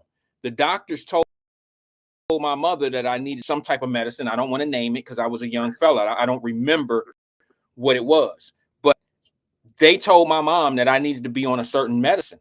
My mother refused it and just sent me to a different school that was a little bit more geared towards different learning, not necessarily slow, but I went to a Montessori school. Now, I don't know if my mother really understood that Montessori was different than public school or whatever. She just understood that it was going to allow me to see things, the teachings differently, and maybe that would distract my problem, okay? So where I agree with you is we as a community allowed some people to medicate our children when it probably wasn't necessary. And when you ain't no people, it's the government. Well, quit saying people, the government, man. I don't know. Stop playing. The women married the damn government. Take that nigga out the house. Stop playing with the system, man. Twin, I'm talking about school systems that was. Look, every the kid, government implicates all that, man. It's the government. Every kid didn't go to the office with discipline problems. So every kid wasn't put on whatever the drug is of their, the reference drug, whatever it was. Not every kid was put on that. But there were a lot of kids that had, when we get into a fight or arguments or had discipline problems or cuss out a teacher or say some things, if there was a constant discipline problem with a child, they always called it ADHD and they would try to put them on medicine. And they became dependent, not necessarily stuck on this drug as a kid, but they made that the cure of what could have really been worked out a different kind of way. And I think when you start medicating and putting medicine in kids too early, it can play an effect not only on their lives, but it can affect the kids that they have one day as well. I'm not a doctor, okay, but I'm just telling you that if you have the genes of being a drug addict, those genes and those habits tend to roll over to your children as well. That's why they call them dope fiend babies. No, that's not why they call them dope fiend babies. But what you call it? Test tube babies? Then how you want to put it, Wyatt? No, I think it all depends on what you mean. How do you when you say a dope fiend baby? That test could be tube baby, dope fiend baby is the transaction of what your mom, what your parent, mama or daddy carry, and it translates through the body, through the cell system that cause your baby to act up the way it is. Your baby can come out because let me tell you, Wyatt. Go ahead. I deal with a, what you call it? How I want to put it? One of my legs and everything, and I'm like, why your daughter act like that? Why she bouncy and shaky like that? And she told me. Hey, to be honest, twin, I was getting high and I was doing that, and to reflect. Okay. I said, oh. No, because it scared me, Wyatt. I'm drinking and smoking. I'm like, man, what is this? Some scary movie 3? And I looked out the side of, I'm like, why she shaking and rocking like that? And then I didn't want to ask you okay or something. I asked her mom, she okay? And her mom been honest and truthful with me and told me, what was the reason? I said, oh. Okay, and I never questioned about it. Twin, did you just say that you was dealing with one of your licks? Yeah. Oh boy. Back in the day. All right, I got you. Okay. Wow. But I want to know why, because I'm like, man, I'm smoking and drinking. I'm like, man, I ain't tripping. What the hell? I'm sad in the situation. I'm like, hey, shorty, come here. I said, what's wrong with your baby up in there? She rocking and shaking back and forth. Thought I was tripping, and then she had told me why, because I want to know. Like, man, I ain't never experienced nothing like this. I'm chilling, and your baby shaking and all that. And she told me what was the reason why. Okay, I think, twin, I hear you. I know what you're saying now. I just think I got a little confused because I'm gonna be honest with you. Like, for some of us, maybe it was a Chicago thing. Sometimes No. Wait a It's minute, down here, you got to let me say what I was gonna say. Sometimes we seen, this is very sensitive to me because I have a long story, but I won't do it today. Some of y'all heard the story. Sometimes we call dope fiend babies, crack babies that was like that, drug dealers was hitting, or they was out there tricking. The girls was tricking, and they ended up getting pregnant. They don't have any idea who the baby father is. They out here just getting high, and they, you know what I'm saying? And they end up pregnant. So we would be like those dope fiend babies. That's what they used to say on the streets. I don't, I'm not. No, dope fiend baby but is. you're meaning, I mean, you can say it like that. You can label it as that. But wait a minute, hold on. Your meaning of it is a kid, a child that's born addicted to crack. That's what you're talking about. Yeah, her mom was smoking and translated through her smoking crack. Okay. And that's what you call a dope fiend baby. Okay. All right. Well, yeah. It's sad. It's sad that we know that dope. See that, to be honest with you, twin, I don't know if you've ever heard my story, brother, and probably today's not the day to do it. But if you ever heard my real story of what made me do different things in life, it had a lot to do with what you was just talking about. And there's people on the program here. Why? When you consider yourself as a reject baby? Myself? Do you know what a reject baby is? No, I don't. School. You know, okay, you have your mom and your OG, your grandma, your GG, right? Mm-hmm. Okay, your promise is always, hey, I'm gonna do it for you. I'll be back. Regardless if you have your mom in your life or your dad in your life, whoever in your life, your guardian. A reject baby is a promise. I'm gonna do this, but never come through. That's called a reject baby. And my best friend, he's like my brother and everything. I was like, why you act like that towards your mom, man? His grandma and dad raised. I said, why you all fuck that bitch and all that? He said, twin, bro, you want to know? She ain't did nothing, man. When I was in jail, when I did this, she never, encouraged me or nothing, guided me through nothing. Man, I had to learn through the nation and everything, because he black disciple. He had to learn through them. I like, street cred. He said, yeah, man. A lot of brothers all around groomed me. My father groomed me, my grandma. And now when I tried to reach out, she always, okay, I'll be there and all that. Reject. It was the love and accountability that she just stood on. I had to go this through my mama, my grandma, and my mama more. I want to get an understanding and start a relationship. Right now, today, Wyatt, he took heat and weep about it. He got a strong relationship with his mom. Right to this day, man. He put that in the past. I'm like, man, you know what, Pat, I'm proud of you, man. Whatever. I say, I've been knowing you damn near 30, 40 years and everything. What we've been through, your brother locked up doing, got a 69 out date. We tried to coach him about. But, life goes on. But, I'm glad for you that y'all established that relationship. Because one thing for sure, Wyatt, I'd do anything right now to get my mama back. These young ends crashing out and stuff on dumb stuff. When you say a reject, hold on, let me go back to something real fast, because you asked me if I was a reject baby. And I think if based on your definition of what a reject baby is, shit, everybody on here a reject baby, because that means that they were told one thing and they never got it. So I wasn't really a reject baby. I was just being facetious a little bit, but no, I was never a reject baby. My mother made sure of that. Like, I've never was promised a bunch of things in life, like even from my real father, twin, of him saying, I'm coming to see you, and he never came. I think that would be more on the lines of being a reject baby, because you know what? He said you ain't settled the difference of your father. When I asked you a week ago, I like, can you settle that? You said no. I can't. That's a damn reject, baby. It's your damn intuition, your damn how does that make being me stubborn and all that shit. Don't want to reconcile it different. how does that Like, make me a reject baby, bro? that is a reject baby, man. I'm saying how does that?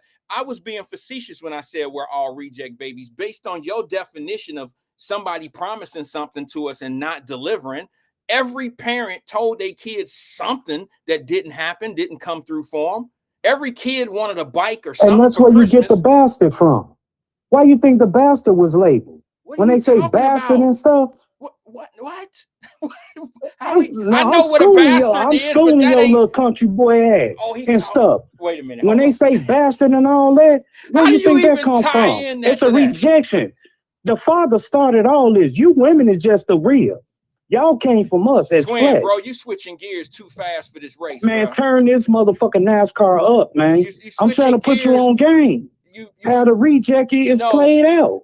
Bro, you moving too fast. All right. Well, I'm gonna slow my motor down. Yeah, then. you moving too fast for the subject at hand. All I'm saying to you is you defined a reject baby as being a kid that's been denied something from his parents, right? Yeah. Every kid, everybody on here has been told something by the parent and it didn't necessarily happen. Maybe not on purpose. Maybe they didn't come through. Maybe the money didn't come in. That's why I said we all reject, baby. Something happened to all of us that didn't come through. But I was being facetious because no, I don't think everybody's a reject baby, bro. I mean, I think everybody's a reject baby based on your definition of one. But no, I don't. And then no, you to said be- a bastard. How does that come into play with? I don't know. That's just a whole nother show. I think that's another show. Man, I have to break it down to you personally, man. Because people like on the chat, like, what? And so I have I'm to break having it a hard time how it really has done, man. My country bunking ass, like you call me, I'm having a hard time understanding what you're talking about. I have to talk to you personally about the situation, man. I guess, bro. Like, you're gonna have to. Yeah, because I had to understand where my guy and where he was coming from. So yeah, that's true. Well, it's the love and the promising and the parenting of that person to act out. Well, I went to juvenile and stuff. Motherfuckers didn't care about me, so hell with them. So I went to juvie and all that, and it took a grandma, daddy, like, come out, son. I got you. I got you. I can guide you. Or whatever. When you keep promising that I come from your womb. So when twin, I come let from me your ask you a womb, it's question. got to be strong. Let me ask you a And question. stuff. Let me ask you a What's up, question player? about what What's up? Let me ask you a question about what we were talking about earlier. The subject at hand. Do you think the curfew? It's a double question. Do you think with the damn curfew? Okay, hold on. Do you think the curfew is something that should be put in place for the kids? And it don't work. And do you think that parents should be held accountable for their children? No, because you putting a parent in jail. What is that? Institutionalize your mind. First of all, after that they get out, then what? Okay, first of all, who said anything about putting parents in jail? That's what okay. So accountability means just go to jail. I'm saying that's what they would if they want to put it like that on a low value. They saying, okay, we're gonna have these parents accountable, put their ass in jail just like they kid. No. Or put their kid in jail or something like that. No. Then what? First of all, it's amazing to me. It's amazing to me how people tend to the assumptions of how things are going to go are always the worst capacity possible. Like the worst thing that can happen is send a parent to jail. If a kid wrecks if they're 16 years old and they wreck their parent's car, do the parent go to jail because the kid did something to wreck the car and there's a financial loss? They ain't got no money to pay for it, so she gonna have to pay for it. Right. Somebody got to pay for it. But does that parent go to jail for that accident? If they want to press charges to the fullness, hell yeah. No, they don't. All right. So no, you got to know the law there. Here's the other thing. If a kid goes to school and keep skipping school, does a parent go to school? Does he go to jail because of truancy laws? Or does the kid eventually get to a point where the parent is now being held accountable? And then there's civil punishment for parents not sending their kids to school. Civil punishment. Did they make that a law? If your kids don't go to school, something like that, the parents gotta go to jail. Was that a law effective? Yes. Well, Put in place? I don't know. Wait, repeat the question. I said, like you just said, was that a law put in place if their kids don't go to school? Yes, it's a truancy. Yes, there's a truancy law. There's Okay, what's the penalty of it? There's civil punishment. Civil punishment. Now, what can Like happen what? is civil means there's a money. There's fines and penalties that can be paid. Money. Okay, on the reverse side, what's the punishment though? That is the punishment. Just money? Well, there could be a fine. There's a situation where people have been threatened to do 30 days or 60 days if certain things keep happening. Yeah, there's that threat as well, but it never happens. But what parent wants to sit back and pay $150 fine because of what their kids are doing out here? Right. Randall White, Mr. Randall White. I'm gonna call you that out of respect. Okay. What's your solution to this, dog? Okay. Tell the people on this chat and this podcast that listen all over the world, which they do, and I see new faces on here I never seen, but that's a good thing. Knowledge and understanding is the key. Wyatt, Mr. Wyatt, tell us what's your solution to this of stopping this damn violence of these youth, these YNs. Twin, let me ask you something. I don't like to answer a question with a question, but damn, bro, how many times I gotta keep telling y'all or telling you, you've never heard my solution? No. I want to know today. I asked the person there in the chat, you couldn't give me a damn reasonable ass question. Answer to the situation. I'm not gonna hear this and all that. I'm too clever. No, keep that same damn energy and everything. Y'all fucking people is fucking ridiculous out here, man. Y'all fucking pitiful. That's why I don't get along with the get along. Y'all some sad pieces of fucking shit, man. For the bullshit that come out they mouth. And you want me to goddamn join the bandwagon, you motherfucker? Nigga, kick rocks, goof ass nigga. Play that fucking chessboard somewhere else, because Twin right here ain't going for the bullshit. Man, y'all do this pump faking community. Your fucking own local leaders of America can't even get a solution to the problem. Oh, we got a fucking park coming in such and such. We have a building coming in. Bitch, I don't want to hear about that, you fucking fag. Right. What the fuck is solution to these shit? Twin. The solution. Yeah, I told you I was gonna crash out on your fucking show today. Well, it's fucking bullshit, Wyatt. But hold on. You keep hurting the people. They get paid off our tragedy. And what the fuck going on? Twin, do you feel better? Go ahead, man. Preach, man. I'm just asking, like, you can't. You gotta have a level of respect, bro. I don't give a fuck about no. Well, what's the fucking respect, Wyatt? Respect, you gonna keep on lying to the people? Well, Twin, you gotta... you give the bullshit out? No, man. I'm not going. Shit. Preach, man. All I'm saying to you, Twin, is this, brother. I out of respect, I allow people to say what they want to say. Okay, get things off their chest and feel how they want to feel about things. But there is a level of disrespect towards not only what you're saying to those people or about those people, but there's a level of disrespect towards the platform as well when you use certain things that they don't even allow on Meta. Like, you have to take in consideration when you're doing this type of stuff, what I might be facing if certain words or certain, like the F word, that type of stuff comes back as a flag for me. I can't stop you from feeling the way you want to feel. And those things that you say can't be so said. Meta to shut you down? They can, but let me say okay, this. Out of respect, I'm sorry. Okay, but I'll fall back off that. Out of respect, I'm sorry. But what I'm saying to you is, you can't say those things on the radio either or on other platforms. You can say what you want to say, but it's not. They won't allow it on the radio for some of the same rules of why they won't allow it on Meta or on YouTube and some of that other stuff. I hear your passion, your frustration, and all the things that come in that package. I hear it. And I do know that you feel like we on a different platform, so you can say whatever you want to say, like what you can't say on other shows. I get that.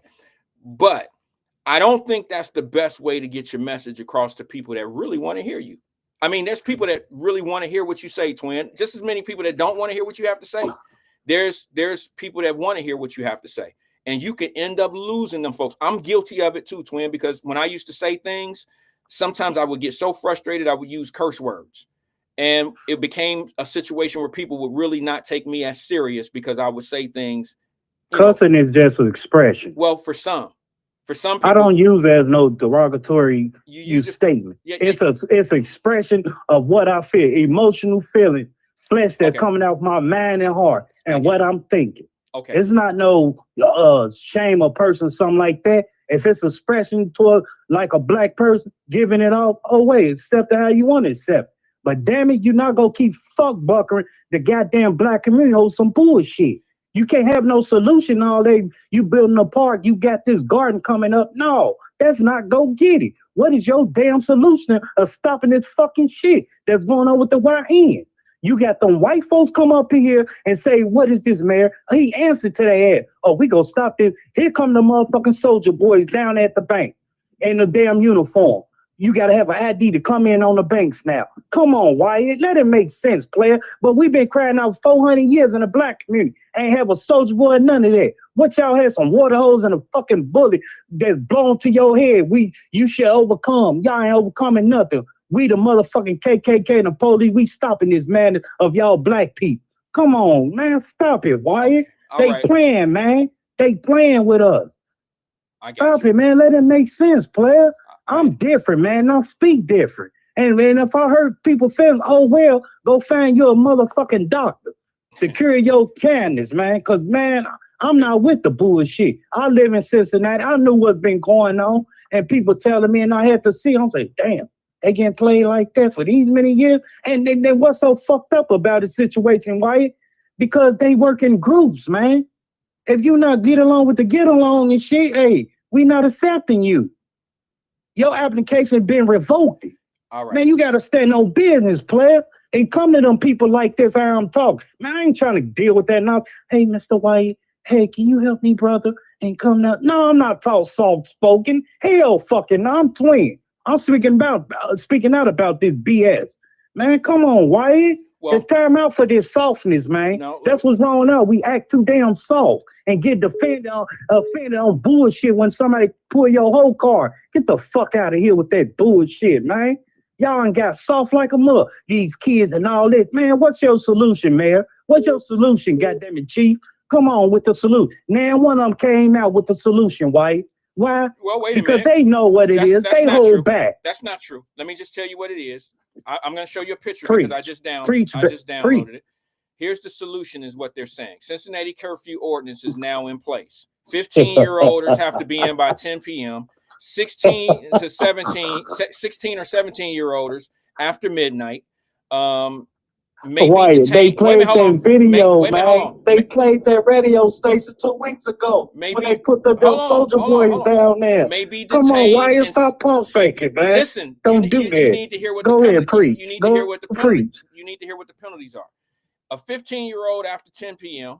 Okay, a 16 or a 17-year-old after midnight. They may be detained and cited for breaking the law. All right. Guardians may also be cited.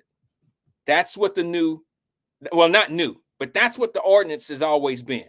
Okay, Wyatt, where the money go to, man? Help a nigga out again? What you mean? What money? You just said earlier you said the money. They get penalized, right? Silver case, right? Uh-huh. Didn't you preach about that earlier? Some silver case? Yes. If they get locked up? Okay, where do that money go to, Wyatt?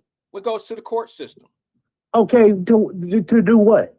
Those court systems have what they call forfeiture money. Okay, whenever there's money and items and things that are confiscated, it goes into something that into an account that betters. It goes into like the police to buy police cars, uniforms, things of that nature. It goes towards the city. Then I say they pump faking the motherfuckers, man. Then I just witnessed that they pump faking the people. What do you mean? Come on, man. You just said it. It's going to a fucking car in uniform. What the fuck we gonna do with a car in uniform? Why y'all not? Y'all say y'all for the people. What's that level? We serve and protect, right? What are y'all serving? What are y'all protecting?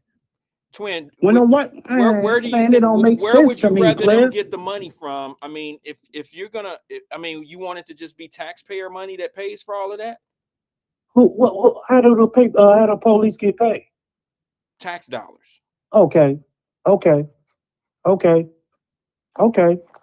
You got the answer right there, player.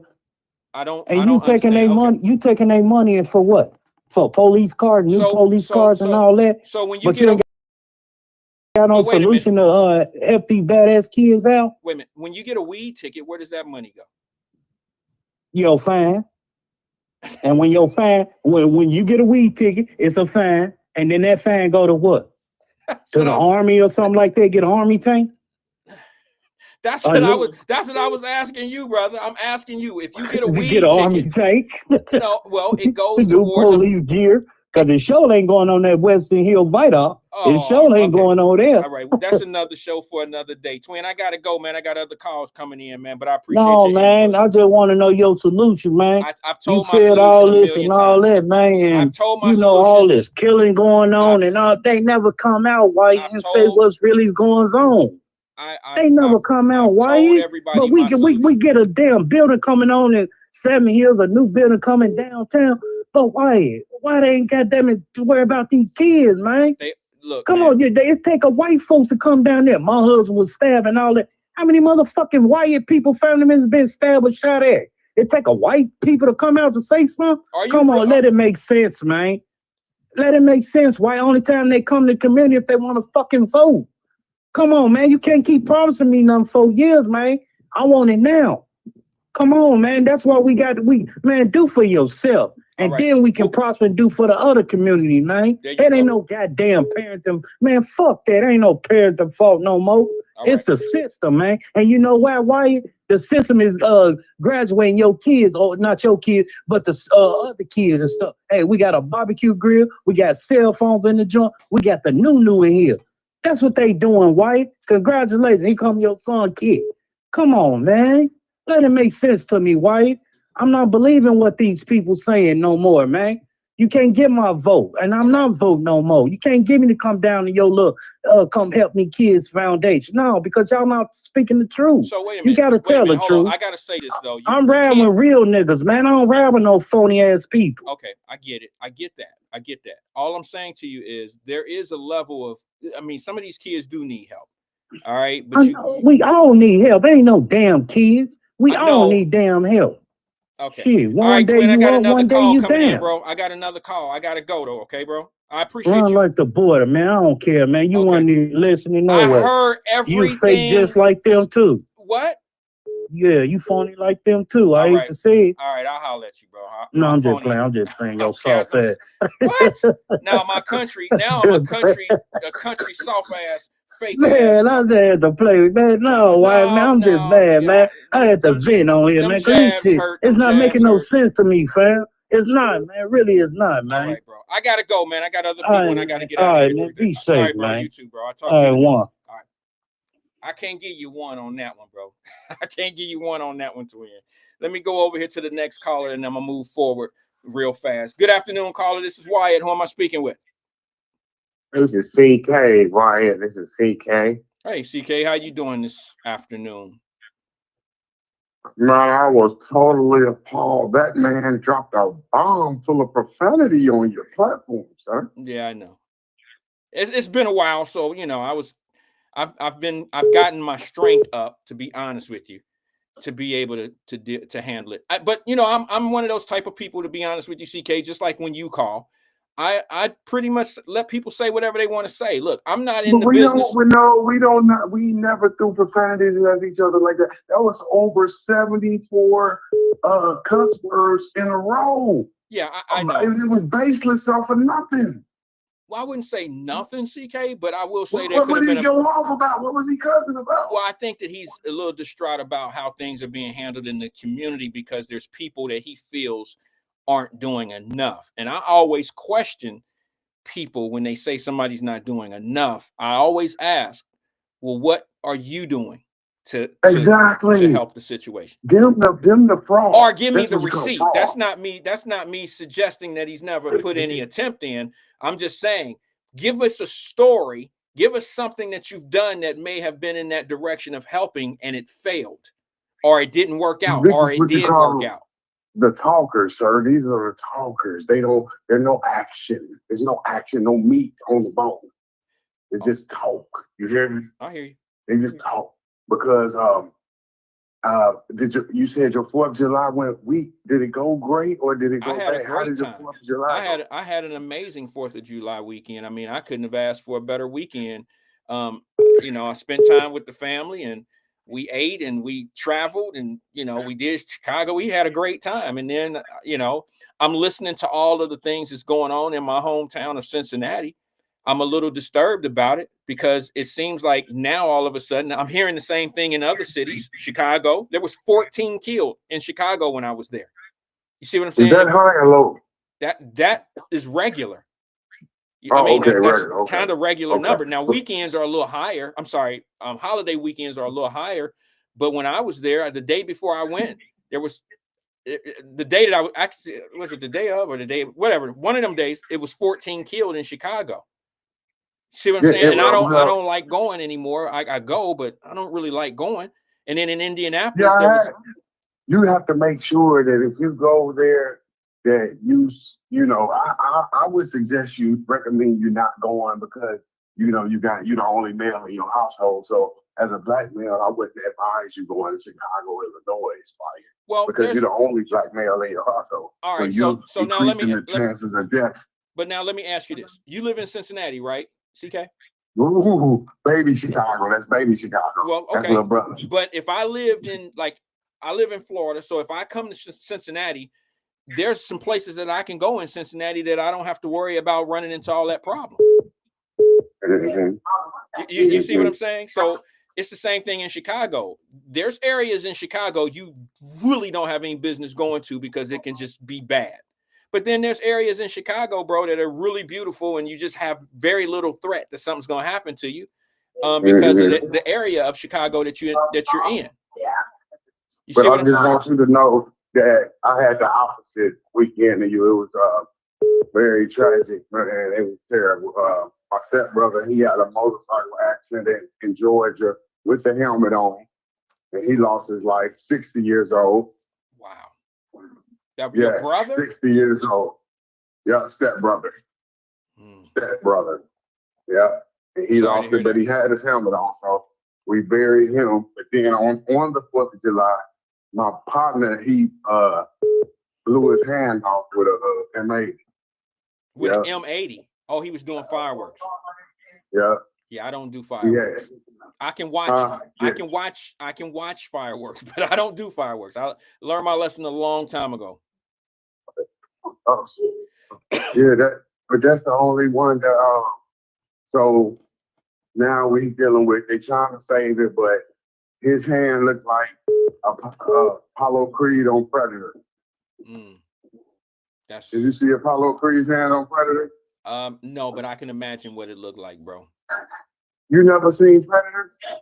I can't remember. It's been a while. I have seen the movie, but I don't remember what Predator's hand looked like.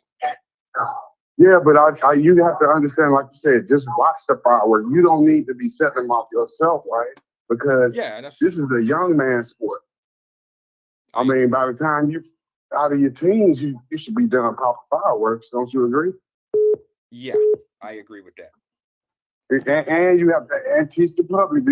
I'm telling you my personal sadness because it affects everybody. No, I understand. The same needs to be said about motorcycles. I've been telling my stepbrother over 28 years to stop driving those things. You have children, for God's sake. He's not the first family member I lost to motorcycle violence, sir.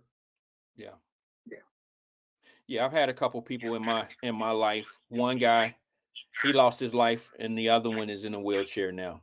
But I have friends That's what I'm talking about. But I have friends that ride motorcycles every day. And this just happens to be two friends that happen to get messed up on one. You know what I mean? So yeah.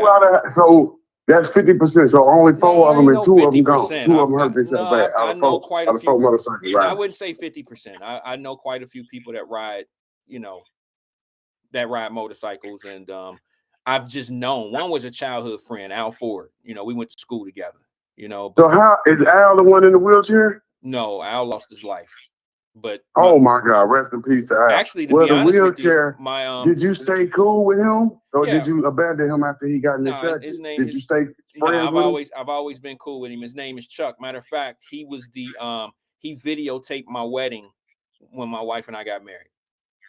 I didn't even ask him to do it. He did it out of love, bro. He was on my football team in school. We were We played the same position in high school. We weren't really the best of friends, but we grew to be pretty cool once we graduated from school. He lives in Atlanta. He's in a wheelchair now. He got on a motorcycle one day. He rode all the time. He's in one of those motorcycle, not a gang, but a group, those clubs. And he got he left work one day and he got on his motorcycle and he woke up. He said he woke up and he was in the hospital bed and he couldn't move. And this happened in Georgia also? It happened in Atlanta, yeah. Oh my God, that's what I'm saying. Both of my family members died and they have helmets, so he had his helmet on too. Your friend. I can't tell you if he had a helmet on or not. I don't really remember. I don't know. Yeah, it's Georgia law, Wyatt. You know you're a lawman. Georgia law requires you to wear a helmet, unlike Ohio, Mr. Wyatt. Yeah, I didn't know that. I didn't know that it's a requirement over there. I know in Ohio you only need gargles, I believe, but I don't know Georgia law like that. So I didn't know that they had to have a helmet on. The helmet probably saved my partner's life, but it didn't save him from not being able to walk again. Exactly. It makes sense. Yeah. But like you said, we got to use your platform to inform the people because, like you said, these are real losses. And did he keep? So when he filmed your wedding, was he was not in a wheelchair at that time? No. He was. Matter of fact, he wasn't even in the motorcycle. I keep calling it gang, but you know how they had those motorcycle clubs. Motorcycle club. Yeah. He wasn't even into that stuff yet. You see what I'm saying? He wasn't into that stuff yet. He grew into that, and And the Georgia culture sucked him in. He became a motorcycle guy down in Georgia. I'm not quite sure what got him, but he was always kind of a daredevil type of guy. You know what I mean?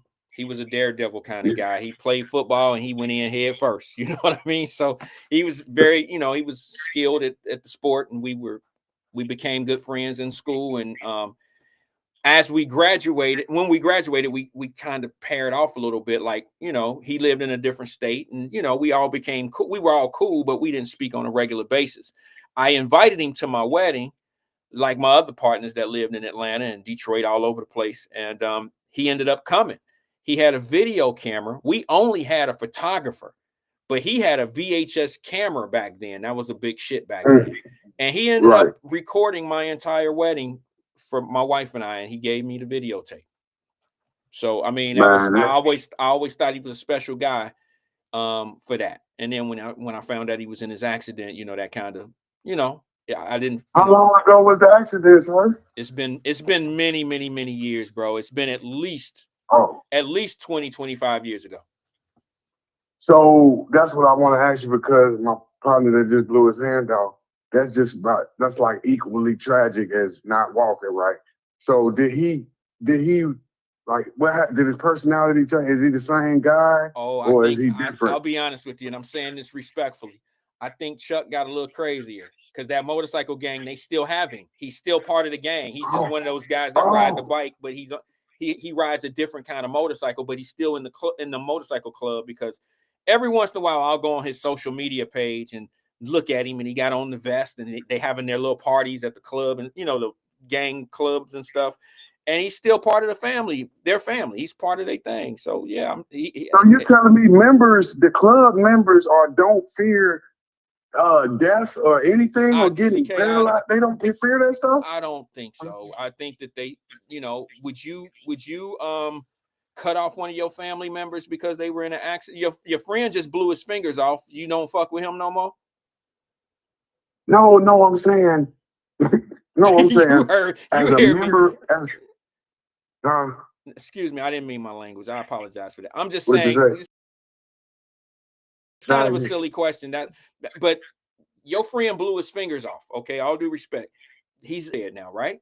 So does that mean that he's not going to be your friend anymore because he blew his fingers off? No, you misunderstood what I'm saying. I'm saying, as a motorcycle club member, when you see these tragedies happening, it doesn't make you like scared to be in this club. It's like, nah, I want out. Let me out, though. It's like it'll scare you out of the gang. Probably not. You don't think so? No, I don't think so. I think these guys they know the risk. When you get on a motorcycle, it doesn't take people to get hurt around you to understand. There's enough stories, there's enough video, there's enough situations out there where people know that, you know, they know the risk, they know the danger of being on a motorcycle. Oh, I see what you're saying. I see. You said people that's in that world have no fear of death or injury.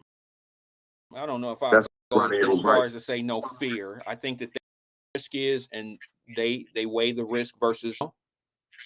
I think they go ahead and ride anyway. It is what it is. But okay, I lost my best friend Rob, right? Because he was like 40 something, right, with two little boys, right? And he telling me like, yeah, I'm about to go get me a bike. I'm like, what, nigga? I say, nigga, you gonna die. He said, why you say that? I said, nigga, you got you over 40 and you got two little boys under 5. That equals death on a motorcycle, you idiot. And I never talked to him again. Oh, but man. I bet you he's still alive, though. That would have been. I saved his life. Oh, he never went and bought a bike. Hell no. Would you, if your best friend told you was gonna die if you blind? Now that's remember God gave you warning before the death. Okay. I'm the warning before the death. All right. Would you sacrifice your relationship like that? Your best friend? No, I probably wouldn't, bro. Big mistake, because you're gonna lose him anyway. He gonna die on a motorcycle. You're gonna lose him either way. So I told him to protect him. Now he's still here with his son. Well, that's good. Good work, bro. I need friends like you to keep me out of danger. That's good work. CK, I gotta go, bro. You have to be able. That's what I had to call and tell you, man. You gotta sacrifice the friendship to save their life. Sometimes you do. Man. Sometimes you do. I appreciate the engagement. Thanks for calling in, CK. That was CK.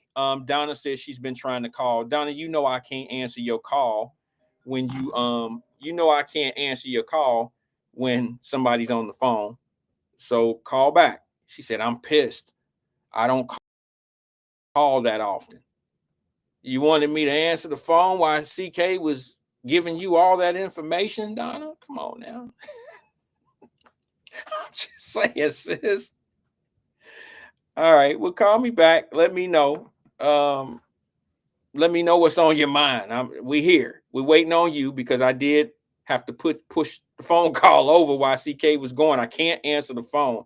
We are not, like the radio stations, and maybe some podcasts might have multiple lines. I don't know.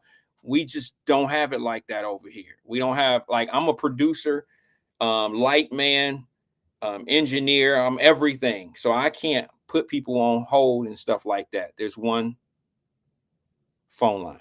So feel free to call back. Let me know what's on your mind. Don't be angry because, get the information. She said, I'm tired now. Tired? You called a few times back to back. All right, sis. I gotta say it like this because she said she's mad. All right, auntie. She said, give me a minute. All right, I'll give you a second because, I'll give you a second. Well, a minute. How about a downtown second? Y'all know. Somebody like, I'm on my way. Give me a second. Sit down, take your shoes off. They'll be there in about 30. That's a downtown minute. Downtown second. Be there in a second. Once again, let me shout out happy birthday to Fame and Jenny.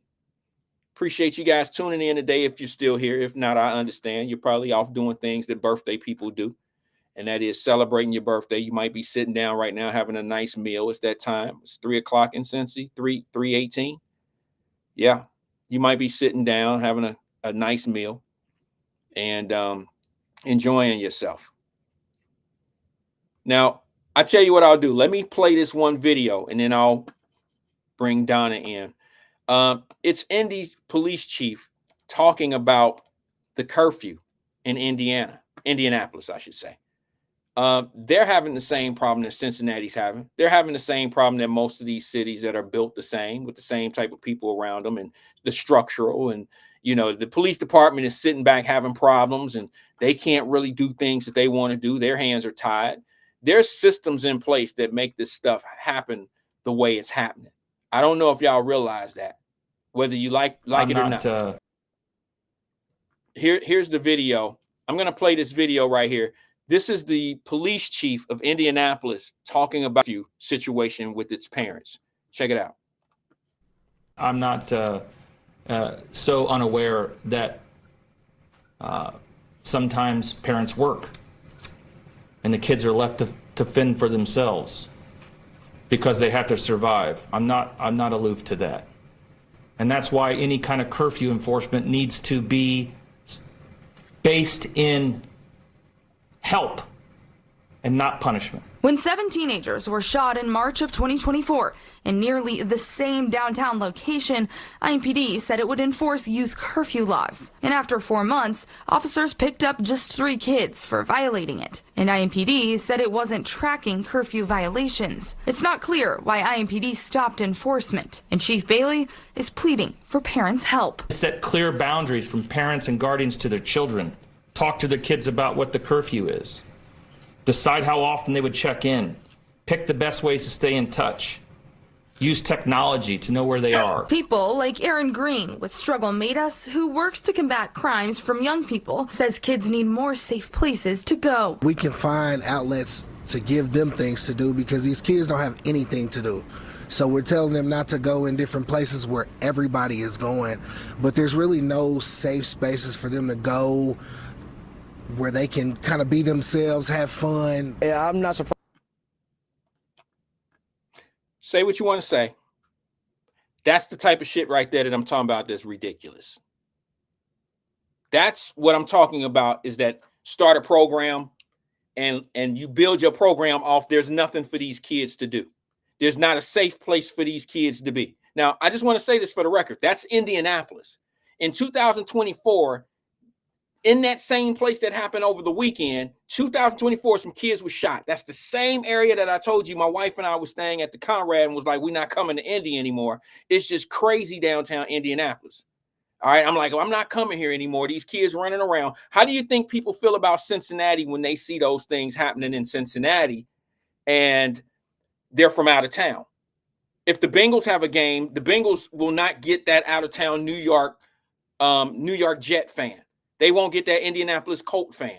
They won't get that Baltimore Raven fan. They're going to get a Pittsburgh fan because Pittsburgh fans don't know any better.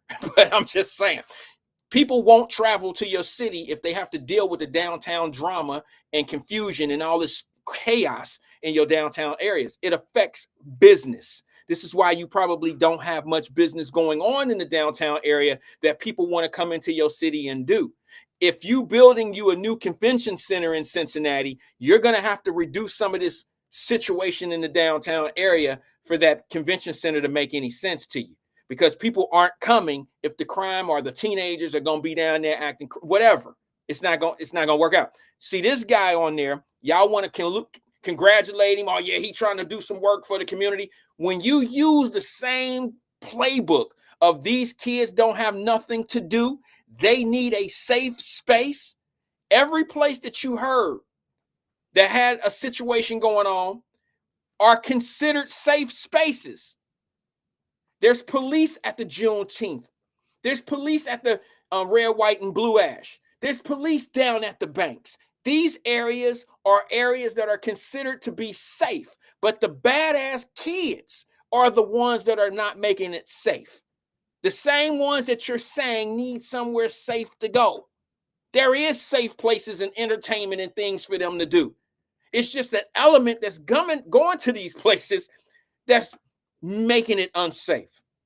Let's be honest. Stop talking about kids need something to do. Focus in on the bad children and stop involving the kids that are doing the right thing. There was plenty of kids at the Juneteenth that was doing the right thing. There was plenty of kids at the 4th of July, red, white, and blue ash that was doing the right thing.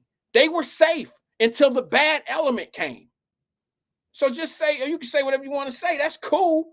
But the truth of the matter is there is safe places. There is things for these kids to do. Stop making it about the kids. These kids don't have nowhere to go. They don't have nothing to do.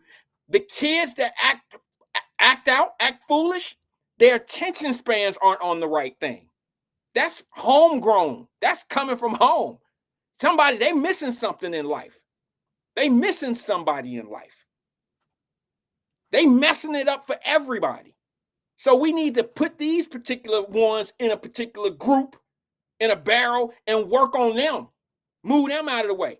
make something difficult, make it hard for them to participate in the safe areas and safe things to do. You haven't earned it. You don't deserve it. You don't deserve that. You're messing it up for other people.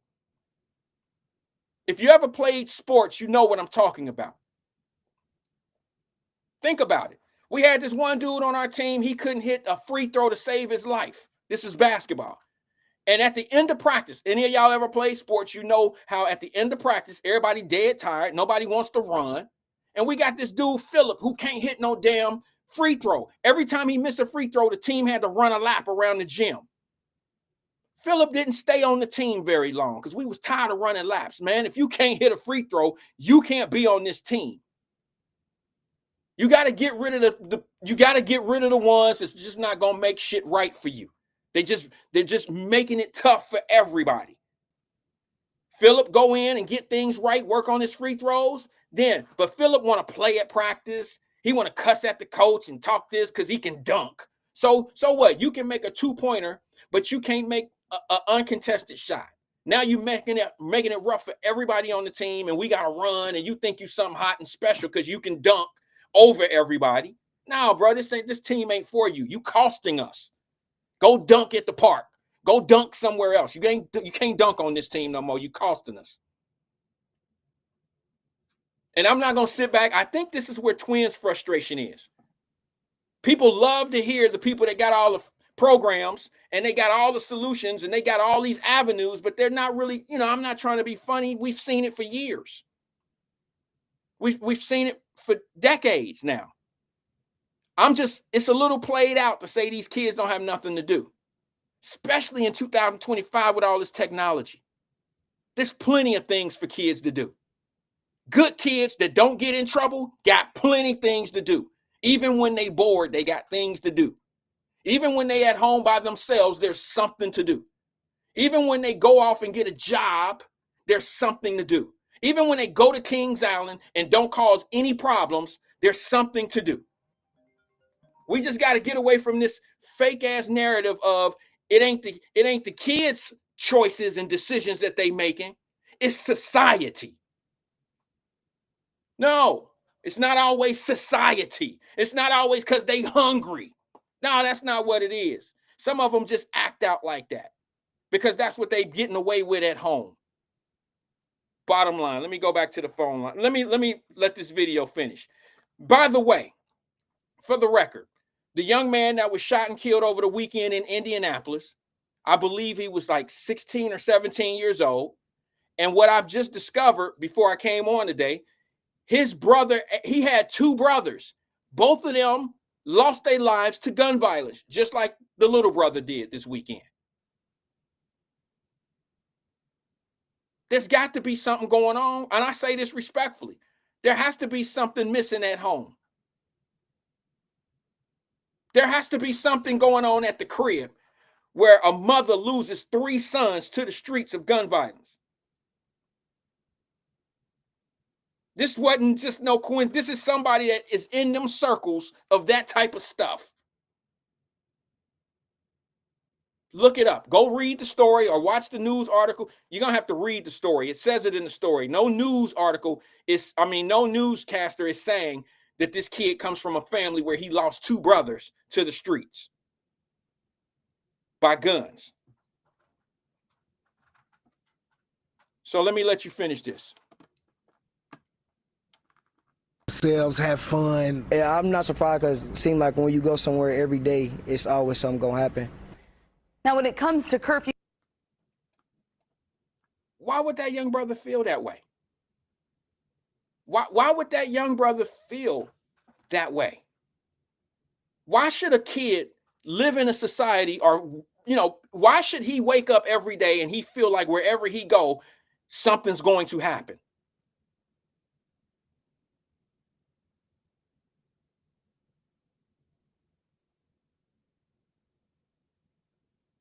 I mean, I don't know.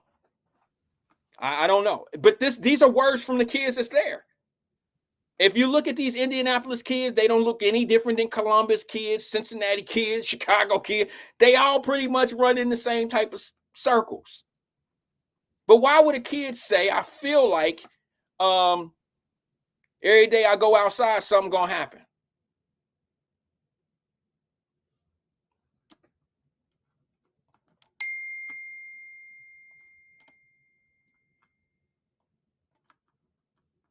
Now, when it comes to curfew enforcement, City County Councilor Leroy Robinson, who's also the chairman of the Public Safety and Criminal Justice Committee, says there's not enough staffing at the Juvenile Detention Center to intake and process large numbers of minors on the weekends.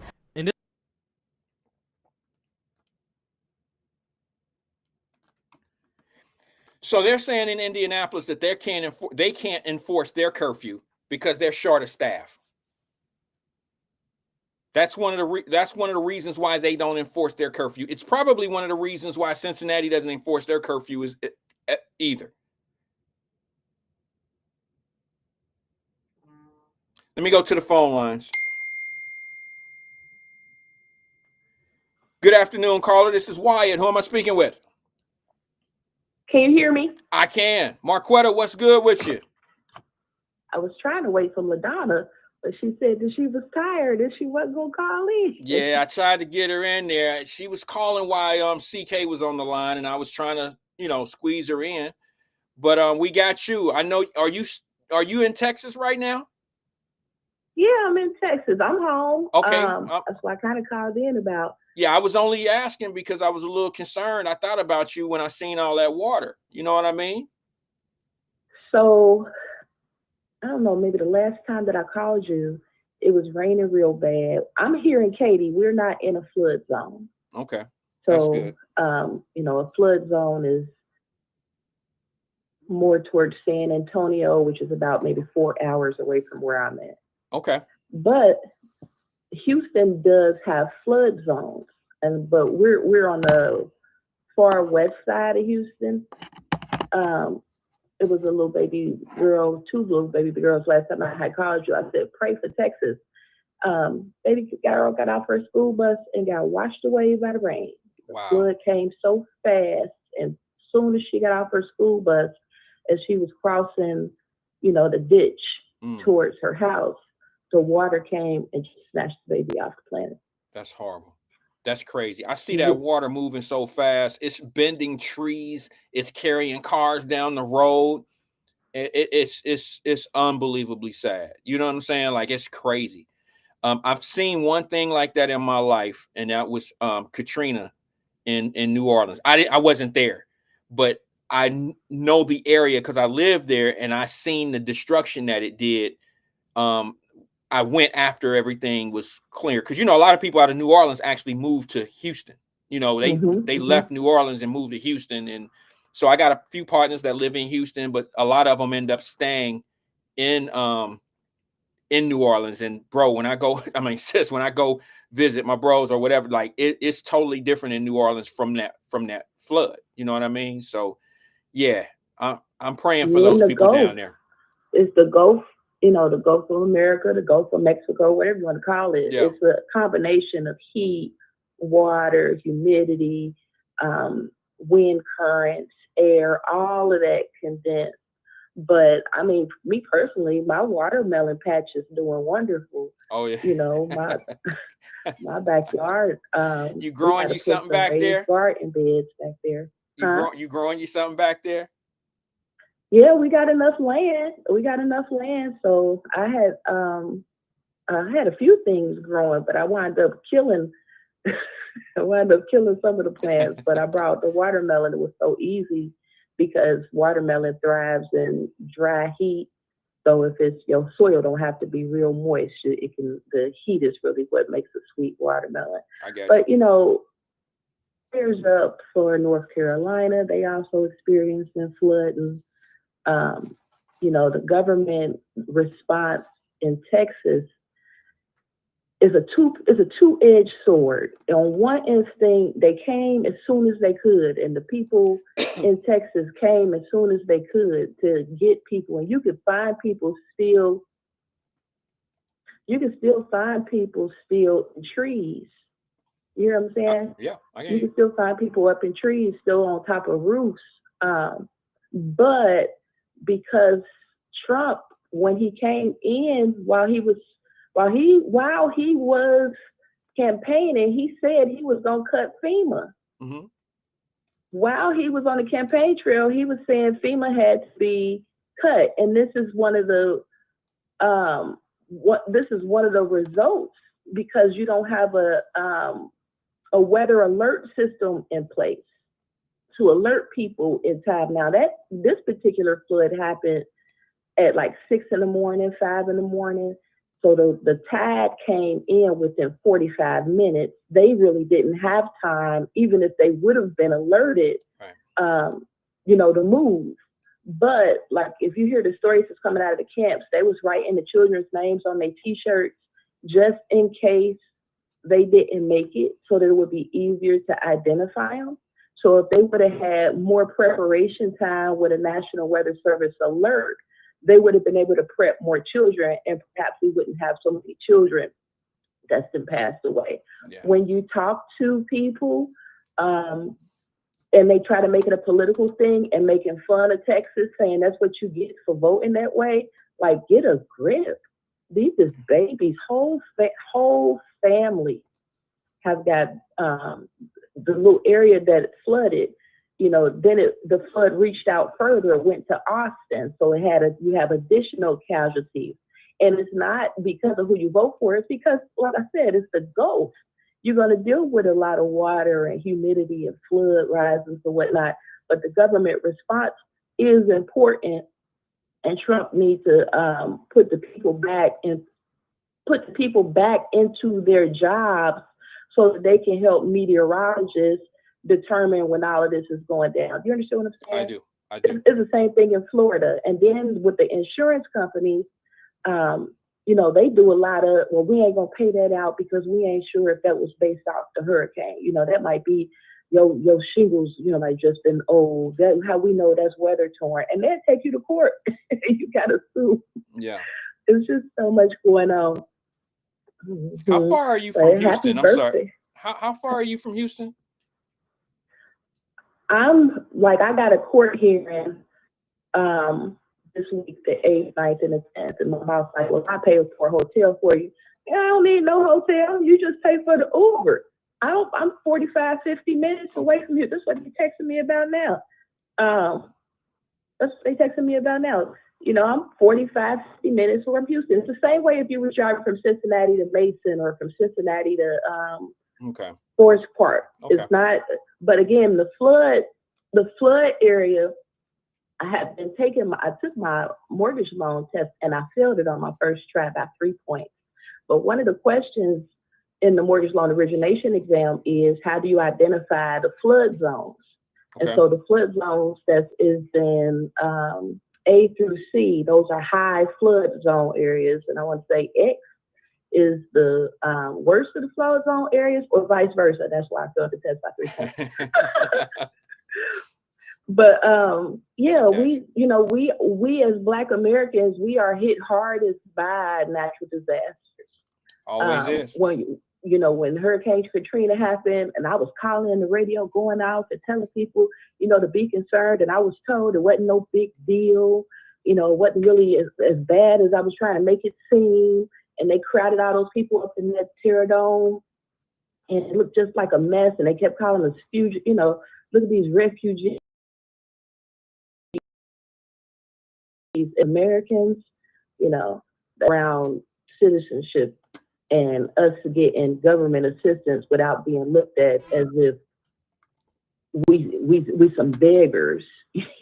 Like we victims of hurricanes. And can I get a FEMA check? Right. But yeah, prayers up for Texas. And let me tell you something, Brother Twin. I listened to you. Did you say brother twin? To twin. Oh, to the brother twin. Okay. He in the I got you. Go ahead. You don't have to cuss like that, man. Right. You don't have to do that. Even though it's commonplace for us to cuss amongst each other, we're on Facebook.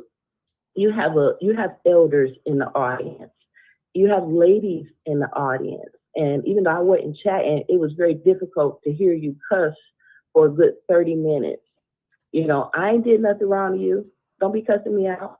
And if I don't have my earphones on, my child can hear that. I don't mind my daughter listening to me, listening to Wyatt live. But then when you come on, I got my child in the room and every other word is, a profanity. That's why I don't be in the chat. I don't like to be called, what the one dude called me, a big bitch.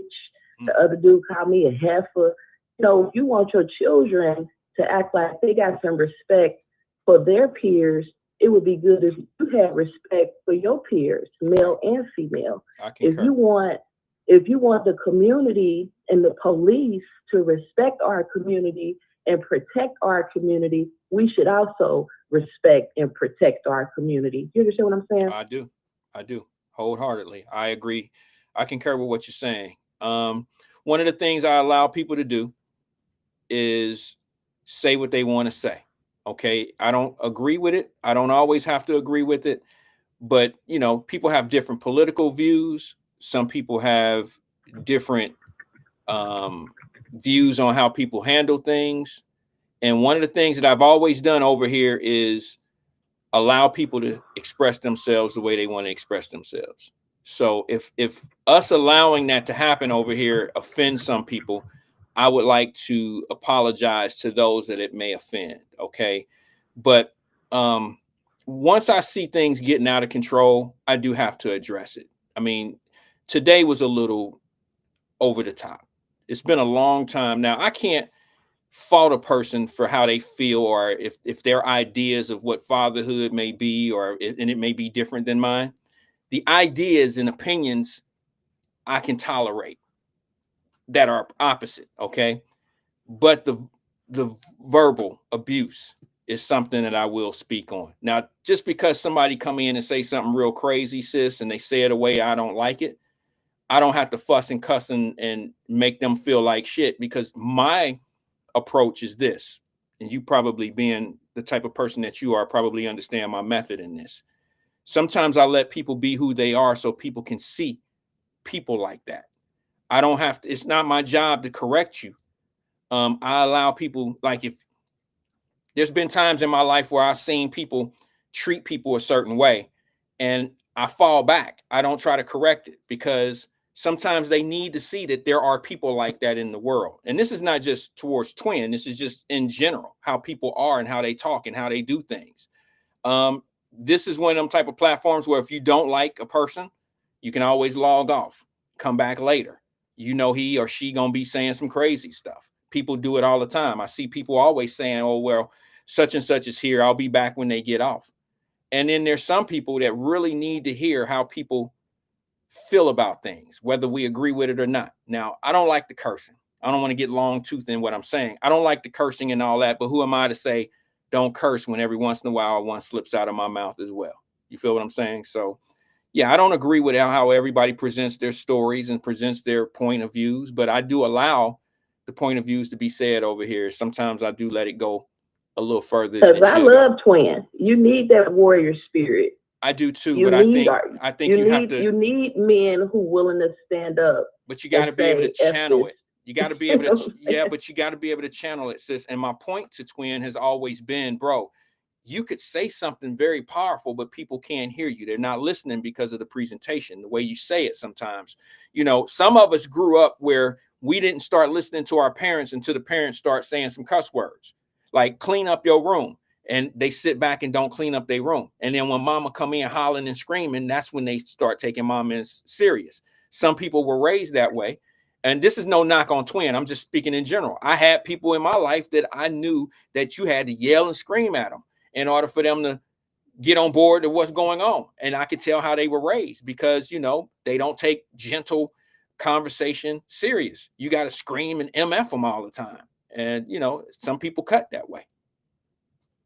Now, my oldest daughter, she abhors cursing, and she don't holler. But she do not curse around her, don't curse at her, and she does not curse. My youngest daughter,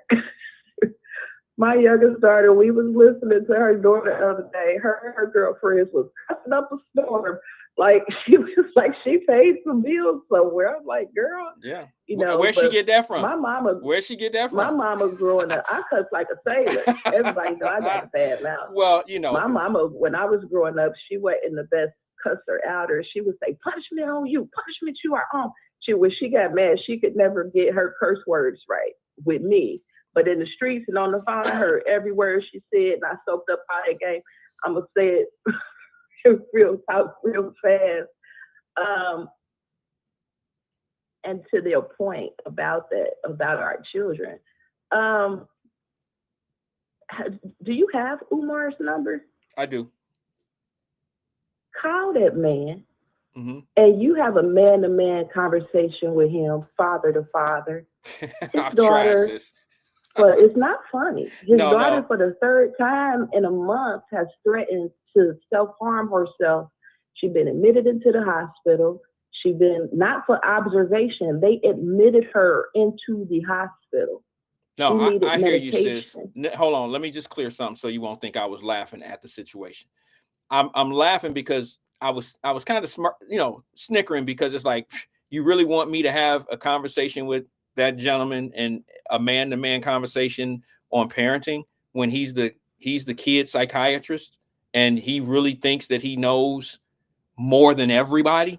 What credentials do I have to be able to front him on how his, you know, I can hit him with all the contradiction that comes out of his mouth, all of that I have, but you really think he's going to listen to me? Well, your resume speaks for itself as a father who doesn't have a child that's crashing out all over the internet. Yeah, I hear you, but it's so many of us.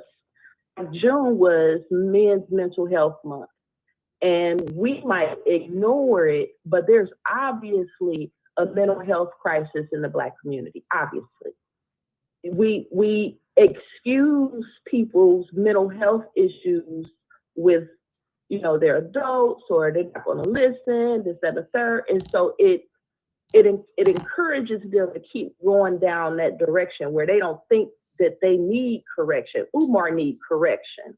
You know, Anissa is nothing but 23 years old, and I've been knowing about Anissa since she was 5. You know, I'm not a content creator. I might go live on my page sometime just because I be mad about something or passionate about something and want to be heard. But as a living, I go to work. You understand what I'm saying? Brother Umar for 20 years been doing this. He got another daughter, but the one that I'm concerned about is an adult. I inbox her, I Instagram her, I let her know, you know, the Black nationalist community is not ignoring you. We know about you. We love you. We embrace you. You are not a rejected child. If you need help, we can help you beyond Cash App to secure your mind and your peace of mind. But Umar, as a father, for him to sit on the internet and tease her and taunt her and tell her, you know, it's her mama's fault he ain't around and he Papa Smurf, and basically help feed into her anxiety and her problems is disgusting. And for us as a community, like I said, we are cruel. We are cruel. Can you hear what? Is you there? I'm here. I hear you, sis. Hello? Yeah, I'm here. We're here. We are cruel. CRUEL. We are very cruel towards one another. Because we're powerless, we use cruelty as a means to gain power over each other. So the meaner that I can be to you, the more nasty and oppressive that I can be to you, the more now I feel like I'm better than you. Now I feel like, you know, somehow I got racism, white supremacy, and I can do to you what they did to me. Our community needs mental health, competent mental health guidance. And when you talk about solutions, rest in peace to Dr. Jawanza Kunjufu, who recently transitioned. He who created the Conspiracy to Destroy Black Boys, volumes 1 through 3, came out in 1988. That's who Umar stole his thesis from. But the difference between Umar and Dr. Kunjufu is Kunjufu left behind a program called Self-Esteem Through Culture Leads to Academic Excellence. And it is a curriculum for grades kindergarten to 12th grade to teach you all about African sciences, all about Black empowerment, all about Negro history, all about archaeology, and all of these little things that will empower you to be a better student and a more productive Black person so that you can understand the war that's coming down around you. But because he don't even mention his name and honor him as an ancestor or an elder, a lot of people don't know about him. But I'm disgusted that people are interviewing Umar about P. Diddy, about Africa, and he won't go get his daughter, who's saying she want to kill herself regularly. She's homeless. You don't give her no money. I mean, and we don't hold our parents accountable. I seen something in the chat talking about how many abortions I done had. Why are you worried about what I do with my body? Because as men, you looking for the police to police your son. Where's the Black group in Cincinnati? That's why I always talk about, people say, man, I understand to bring up the past, and they ain't got nothing to do with that. It's what he represented. The community loved him. He represented a strong manhood. He was for those who didn't have a brother, who didn't have a father, who didn't have an uncle, etc. He was somebody you could look at and say, that's what a Black man looked like, who was strong. You understand what I'm saying? I do. But we so caught up in politics, and politics is all. I'm gonna give one person 10 million. I'm gonna give somebody else 200 million. Who you think gonna win? You know what I'm saying? And all of your Congress is owned by the American Israeli Political Action Committee. So the only thing that they do agree on is Israel. So as Black people, it's our responsibility. It ain't the police chief. You ever lived in Indianapolis? No, I've never lived there. I lived in Indianapolis on Emerson and 42nd Street. They don't have UDF there. They got village pantries. And I had a neighbor. This was right after I had my first daughter. I had a neighbor. She was next door to me. I loved her to pieces, Miss Dixon. She would always send me to the store to get Pepsi and Cool Long 100s, whatever. Damn, so one day I go over to the every time I got off of work and come here for the daycare center, she grabbed me before I go in for the day, like go to the village pantry for me and get me a 2-liter Pepsi and some Cool Long. So I go in one day. That's crazy. And it's a beautiful day. That's crazy. It's a beautiful day. This guy come in, he pulling a ski mask over his face and a long ass shotgun out of his coat. As I'm coming out of the village pantry, he going in. And it didn't click in my mind until I got across the street that he was robbing the place. You know what I'm saying? Poverty makes you desperate. If you go to Indianapolis, they don't have sidewalks. They don't have corner stores. It is very desolate. But there is a lot of Black businesses in Indianapolis. Most of the restaurants on 38th Street is owned by Black people. Pizza shops, chicken shops, seafood shops. Everybody got a store. Another thing, I was on the bus and I seen some roadkill in the middle of the street and somebody was picking a roadkill up. I said, what's she about to do with that? And the people on the bus started cracking up like, what's wrong with you? So I got to ask you a question. I'm sorry to cut into that, but I can't get past there's so many Black owned businesses in Indianapolis, but then you brought up poverty. And generally those two things don't go together. You say there's so much poverty in Indianapolis, but then you say that there's a lot of small owned businesses in Indianapolis as well, being Black owned. It's the same thing as Cincinnati. Cincinnati small businesses, I want to say, generate $1 billion a year. Cincinnati's Black small businesses? Cincinnati Black small business, the Black owned businesses in Cincinnati. Look it up on WCPO yearly. Bring in $1 billion to Cincinnati. Now, let me ask you a technical question on that. I will look that up, but just for sake of argument on the show, let me ask you, does that mean Cincinnati businesses that have taken in? I mean, we're talking about Cincinnati businesses that might be registered in Cincinnati, which means you can have a construction company in Indianapolis or Atlanta who come in and do business in Cincinnati, but yet they're registered as a minority, like a Black owned company. is that counted in that $1 billion in Cincinnati revenue for Black-owned business? Here, you can always use Meta I don't. AI. Yeah, I don't see $1 billion I a would have year. to. I don't want to quote that exactly. Yeah, but I read the article at WCPO.com. Okay, And I'm not doubting that, yes, sis, at all. The point that I'm getting is it's enough small Black businesses in Cincinnati that generates enough money that Black Cincinnati should not be as poor as it is. Okay. But when you invest in the business class and not in the working class, you can have all the businesses you want. But if the working class can't afford what's being sold in those businesses, even though you might have a Black coffee shop, who is the customer? Even though you might have a Black-owned T-shirt company, who is the main customer? Who is your sponsor? Yeah,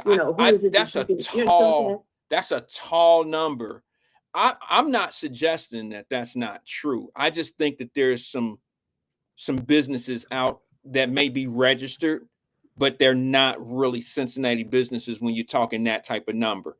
Because if you look at Cincinnati, I don't know if it's really structured where Black businesses tend to shine or get that type of I don't know if they're doing those type of numbers, homegrown Cincinnati businesses. I'm gonna have to look into that. You say it's on WCPO website? Here, I'm about to drop the link. I just found it. I dropped the link. It says report Black-owned businesses pushed $2.8 billion into greater Cincinnati and northern Kentucky economy. This is on WCPO. Let me get to your page. Because I don't be reading the page while I be talking because they be cussing me out. Read that first part. Read that first part to me again. It says 2.8 billion in revenue. Let me drop the link. So that could be concerts, that could be a lot of different stuff that's coming in Cincinnati, and they bring in that kind of money into the economy. Black-owned businesses report Black-owned businesses pushed $2.8 billion into greater Cincinnati and northern Kentucky economies. This was dated July 29, 2024. Okay. A new report on Black-owned businesses in Southwest Ohio and northern Kentucky found their economic impact on the region eclipsed $2.8 billion in 2023. The Greater Cincinnati and Northern Kentucky African American Chamber of Commerce and the University of Cincinnati Aflac Family Economic Center for the Greater Cincinnati collaborated on a report that used a database of 1,417 Black-owned businesses spanning 8 counties. Among the key findings, Black-owned businesses generated $1.5 billion in direct sales in 2023 and employed 9,024 people. The report found they supported an additional $1.4 billion in the indirect sales, which indirectly supported another 7,448 jobs. So I think the sexy hit is 2.8 billion. Eric Kearney of the AAC said, "I would like to see Black-owned businesses spread out and appreciate all the opportunities and growth that's available in Ohio, et cetera, et cetera." So here's the key point. The 2.8 billion figure only represents about 2% of Greater Cincinnati's gross domestic product. So it's not a huge number. The Black population is around 12 to 14%. So if you compare, that's not a good percentage. So even though it sounds it's always been at a steady 2%. It's been that way since we had Tillery. At least recently. Who was that? What's the brother that was the mayor? Mallory. Tillery, it was 1.2% back then. So it's gotten better. It's still not a tall number, but it's gotten better. I just think that 2.8 billion, I'd like to look at it and I'm going to look at this article. I'm going to save it, matter of fact. And I'm just going to look at it because if you look at Cincinnati, if you drive Cincinnati, I love my city. I've always brag on my city when I'm somewhere else. I'd like to see, I want to understand the drive of $2.8 billion. What exactly do they mean when they say the drive of $2.8 billion? Because you look at things like the Cincinnati Jazz Festival. I don't know what it's called now. That thing is not black owned, but they consider it a black activity, and it drives in, you know, some serious dough. And that might be part of that black owned business drive, when in fact it's not really a black owned business, the overall look. But there are vendors and some restaurants piggyback off of that, and they make money. And that, but the technically it's a black function, but it's not black owned. That's the Santangelo family, you know that. All right. So, and then they get the sponsorship money, they do it all. And then there's other things that come in that are black related, as far as black shows and concerts and games and things of that nature. And you know, like the Big Three is going to Cincinnati, I believe, in July. See, that might be considered a black function, black dollar drive, but that might not be. They're probably putting that in the bucket of black owned, you know, and put that in that $2.8 billion drive as well. I think what I'm looking at when you talk about black owned businesses is like what you was talking about with Indianapolis. And that is, where are the brick and mortars? And I know we're getting out of the days of brick and mortar. I understand that. But where are the black owned businesses that, you know, the strips? Remember, I don't know if you were watching the show the other day, but when you go to cities, you can go to Greektown. If you go to Detroit, you can go to Greektown. That's right. You can go to Greektown. You can go to Chinatown. You can go to Chinatown. Koreatown. You can go to you know, you can go to Latin. You know, you can go to Latin land. All that, you can do that. But you know, you would think if we generating 2.8 billion flatline, just us, that we would have. I'm just for hell of it, say Afrotown. I know that sounds crazy, but you know what I'm saying. We would have a district, so to speak, of black-owned businesses, even if it was down on the water. I really would love for us to get that space where Alicia Reese did that Walk of Fame, Black Walk of Fame. That area right there would be ridiculous. Before we go further, okay, we renters. You can't have a sustainable brick and mortar store if you rent in the store. Eventually, the rent's going to go up. Eventually, somebody's going to take ownership. Somebody else going to take ownership of the building and possibly push you out. When we don't own it and we investing in it like we own it, we lose value. So we don't. What I'm saying is, we don't invest in strip malls as a community. Like I can't say we. I'm gonna stop saying that because some people do. There are some groups that do. Like a good case in point, the Cincinnati church that purchased the movie theater, and then the hospital came in and rented the area, so we was gonna bring in all these jobs. Well, they lied, you know. So you back with just now this empty property and no utility or use for the building. For what area? Us as business. In Bond Hill, remember we used to be a movie theater there? Yeah. And then Tri-Health came and said, we're going to put our call center in it. That's owned by a church. Okay. You still there? Hello? You still there, Marquetta?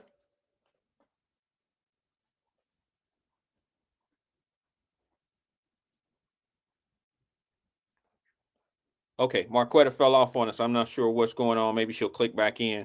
Maybe she'll call back, but it just flatlined on me. Dave Stinger said, not true. Black owned, been in their shop for at least 7 years downtown. I guess what Dave Stinger is saying, why does that name sound familiar? Sound like a TV dude or something. He's saying that black owned's been in their business for 7 years. Look, I think what Dave Stinger is saying is, just because we're renters doesn't necessarily mean we can't succeed in business. I'm a believer of that. I believe that you eventually have to own your building or your business. That's part of the build. But there's nothing wrong, and I've said this because I use 3CDC as an example. There's been a ton of people bitching and complaining about 3CDC buying up property downtown and flipping it or turning it over to be able to rent it out. I look at it as actually a pretty good opportunity for someone that's trying to start a first-time business. They've sank $300,000 in the purchase, another $150,000 in a renovation. You're not spending $450,000, or even more than that for a building. You're landlocking yourself in your business. I don't know if that's necessarily the wisest thing to do when you're just coming out the gate. You don't know if your business is going to succeed or not. And yeah, you probably could turn around and sell the business, but you have a lot other things to worry about. Your business plan and how it's structured and how you're going to push that business out to the world. And a building could add more complications to that. So if I can get into a leased space for a couple $1,000s a month and ride it out for a couple of years, build my book of business, and then either make an offer for that building that I'm in, or gracefully bow out of my lease when it's over, not renew my contract, and relocate in a position where somewhere that I can position myself for a purchase. That's what I would do. I've done it that way before, but I don't know if it's the best thing to do for my future and my current entrepreneurs. I use Lando as a perfect example. I remember for a couple years, I was listening to people bitch and complain. I was listening and they were bitching and complaining about how 3CDC was buying all this property. And we would have conversations right here on the show about that. And I would say, well, what's wrong with that? They're sinking money into some. Are you willing to buy it? Do you want to buy it? They bought it for $400,000, and then they have to pencil in another $150, $175 for renovation. Are you in a position to do that? No. Well, what are you complaining about? Why are you complaining that they bought that building for $1? What would you do with it if you could buy it for $1? Where's your business plan? What ideas do you have? What are you willing to do to grow that? To grow that space? What would you do? Are you better complaining and bitching about it? But what would you do? And then I said, I think 3CDC provides a lot of opportunity for people that are coming out of the gate. They're great locations right around Findlay Market, downtown area. And I said I would take advantage of that if I was in a position, if I was trying to grow a business, if I was trying to start a business. And remember, the guy came on and was like, bro, they ain't even giving us no liquor license. And I was done with the conversation. That was a couple, 2-3 years ago, right? And all I'm saying to you is it's not the worst thing in the world to lease when you first start, because you get your feet wet. You know, if you have a good product, you know, if people trust you in the community, you know, if you really want to do this, because entrepreneurial working for yourself is very difficult. It's probably the hardest job I've ever had in my life. And I've had several jobs for working for people, but at the same time, it gives you an opportunity to grow and build something. And then it feels it feels good to have your own. Yes, it does. But sometimes you got to get your feet wet. And what I was talking about with Lando is he's leasing. I'm not putting his business out there. Everybody know. We watched the construction. We watched the breaking of the ground and all of that. It's a 3CDC property. Look at the opportunity that he has.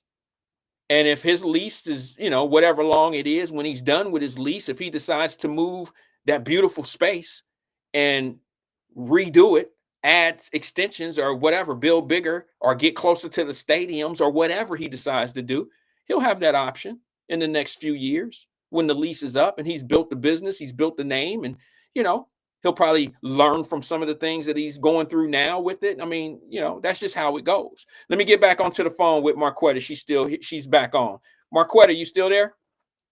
Yeah, I'm sorry. Okay. I didn't mean to do that. No, that's okay.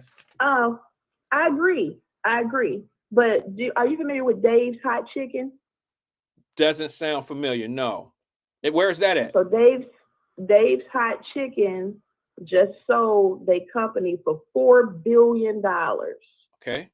Dave's Hot Chicken started out with a mobile kitchen, selling their chicken for $40. They made like $40 their first time out. I want to say coming out of Philadelphia, but eventually they wind up expanding the menu, and they just sold valuation. I heard you talk about the Donut King, mm-hmm. and how he was able to move his product and become a millionaire in America, which is wonderful.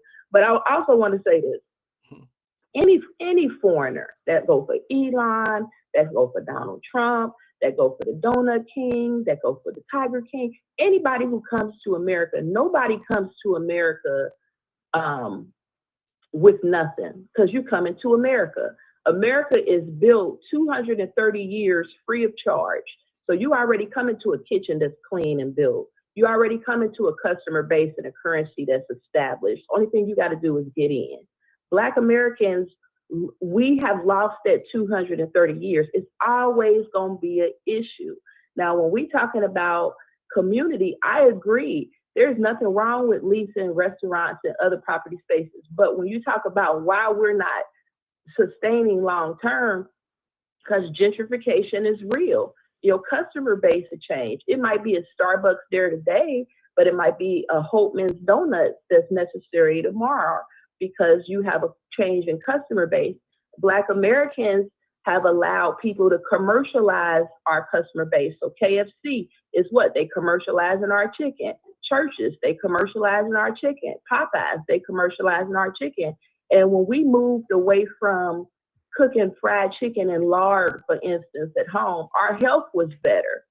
When we started buying Popeyes, Churches, KFC, and all them preservatives, sodiums, and fillers, that's when we start getting high in diabetes and other things. When we allow other groups to come in and siphon off, just like the Essence Fest, they talking about that right now. Mm-hmm. The Essence Fest is owned by Africans.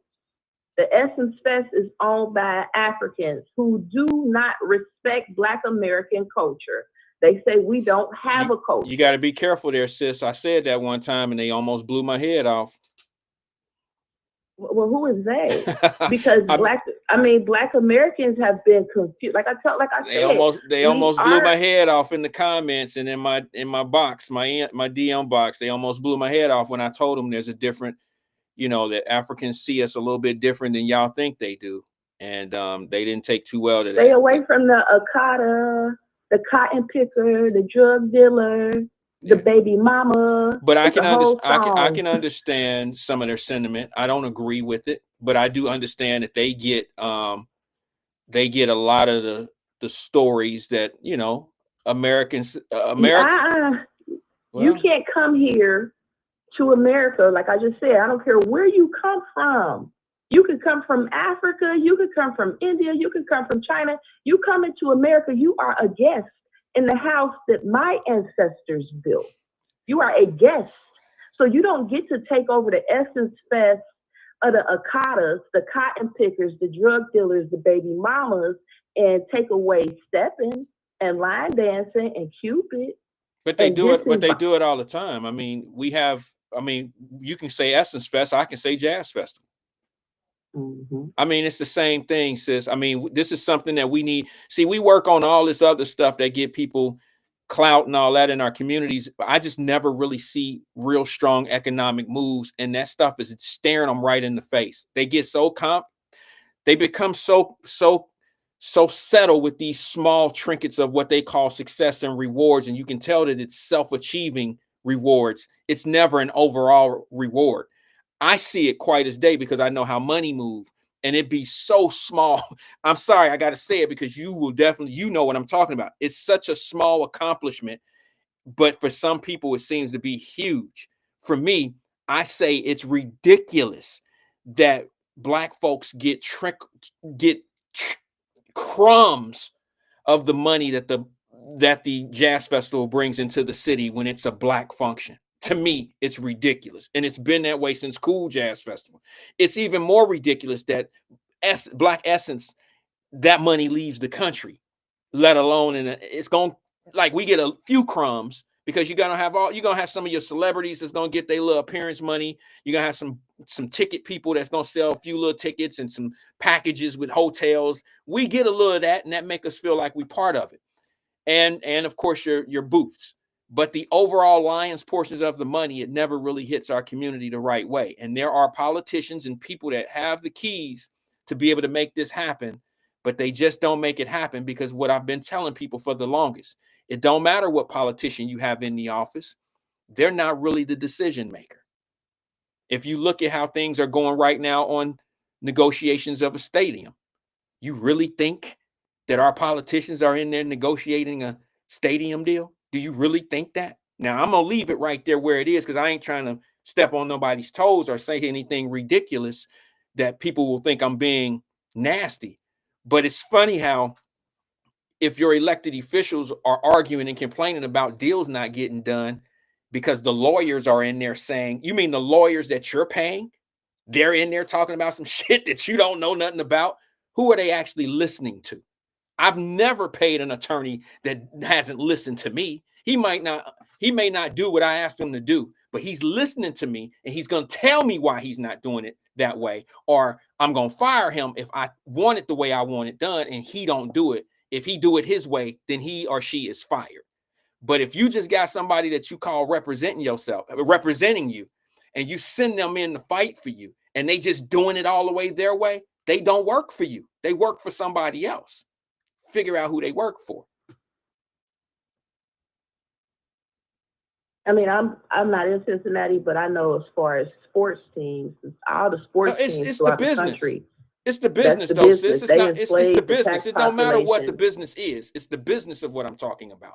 It don't matter if it's sports, restaurants, nightclubs, Convergence was good for whatever that. it is. You know, show me the brick and mortars. Show me the Afro town. Show me like Greek town. Show me a Greek town. And here's the question that I have for you, because I heard everything you said. Here's my question to you. Do you think that we have a problem getting in those positions because of the leadership, or do you think it's the people, our people ourselves, like we just don't trust within one another to do business with one another? Because that's what make business work, is your clientele. You can open up a hot dog stand and become successful, and open up 30 of them over the years if your clientele is right.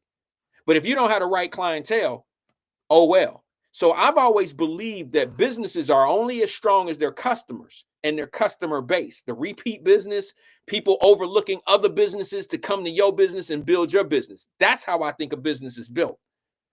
I think there's more to it than just getting the opportunity. It's all about the end product and customer satisfaction. I don't care what race you is. Don't give me a bad product. Don't sell me something I don't need. Don't convince me to enter into something that you know is going to be bad for me in the long run. I don't care what the base of your business is. I so agree good with that. customer service, good end product, consistency. Now, when you get into people management, the HB1 Indian visa holders who come here on their tech visas, they just got sued.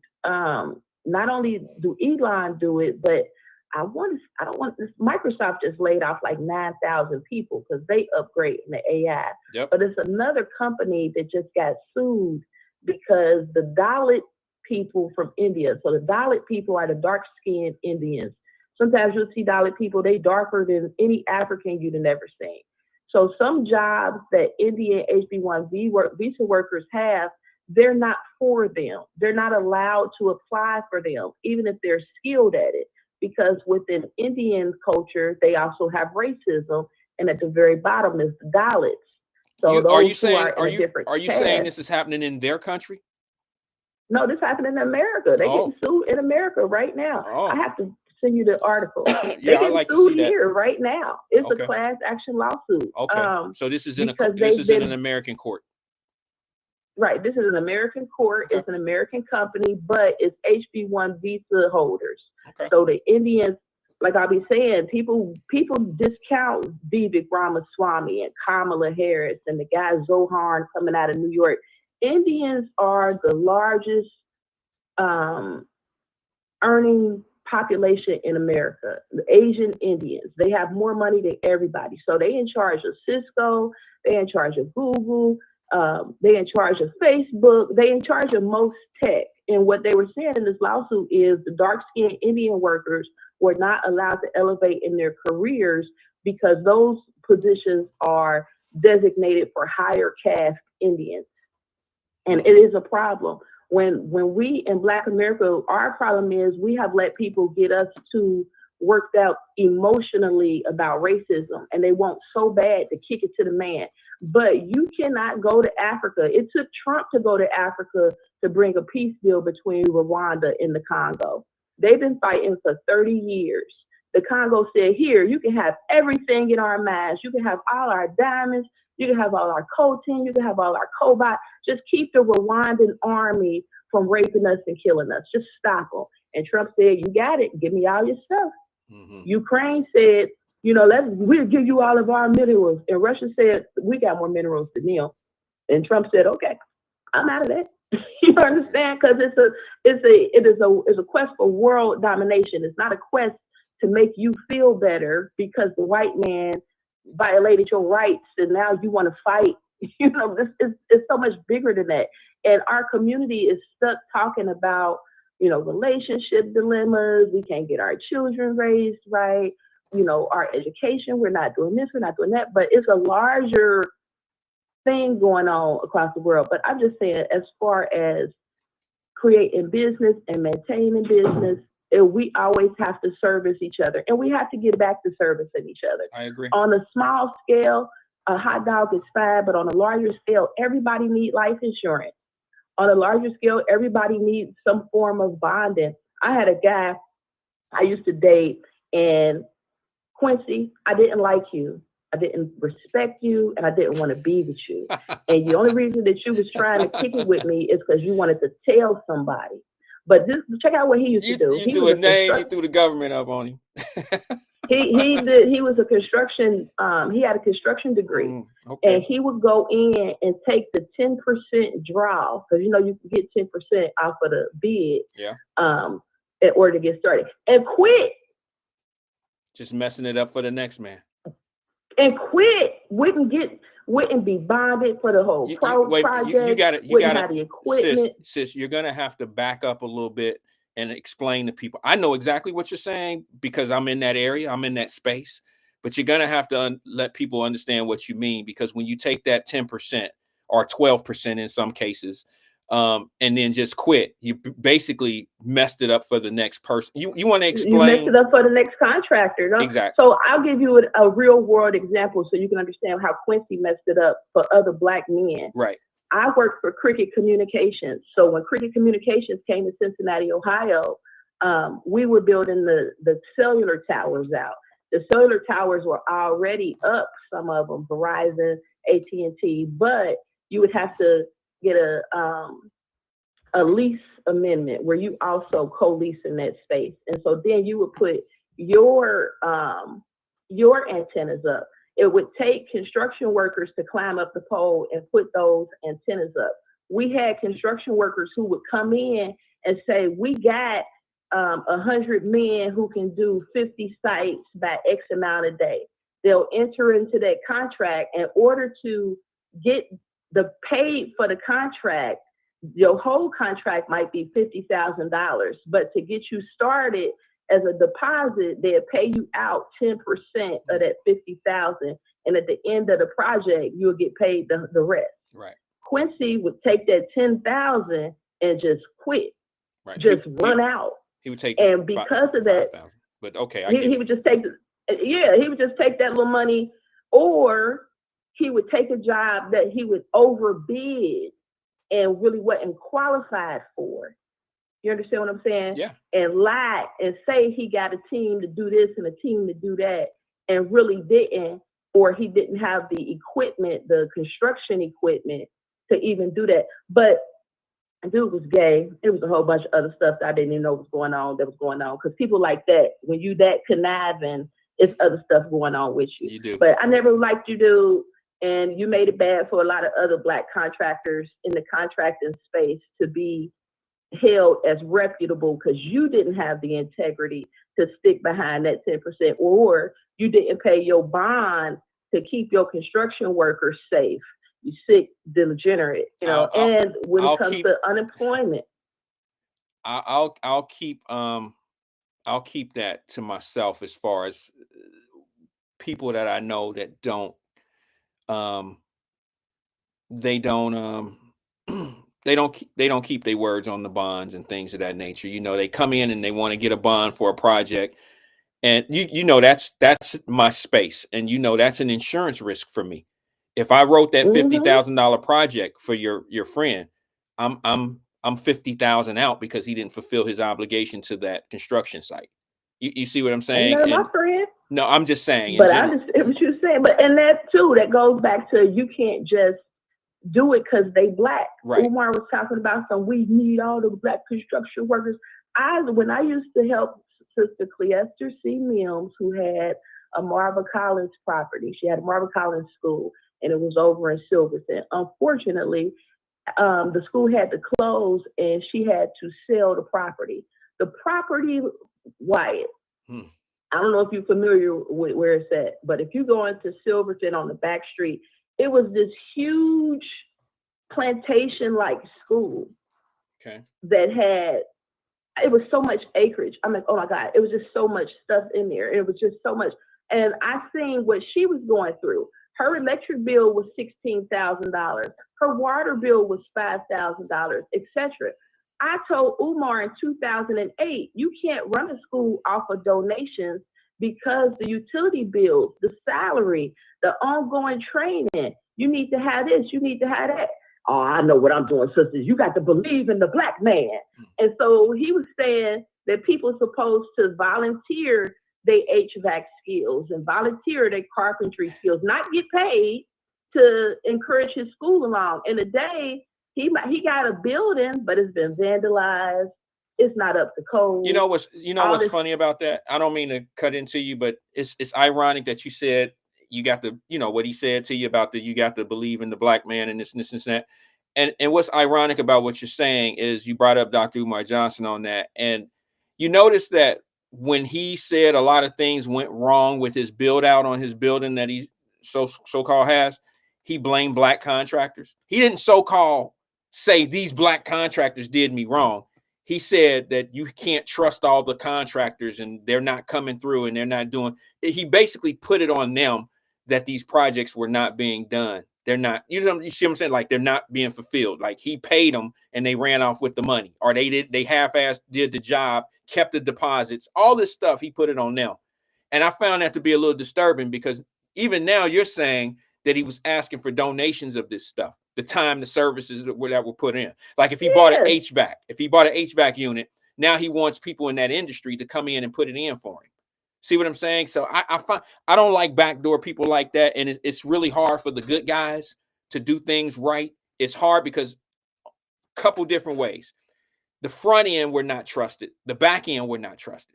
We're not trusted by the people that give us the opportunity. And then we're not trusted by our own people who we have to depend on to make these opportunities last and to be successful.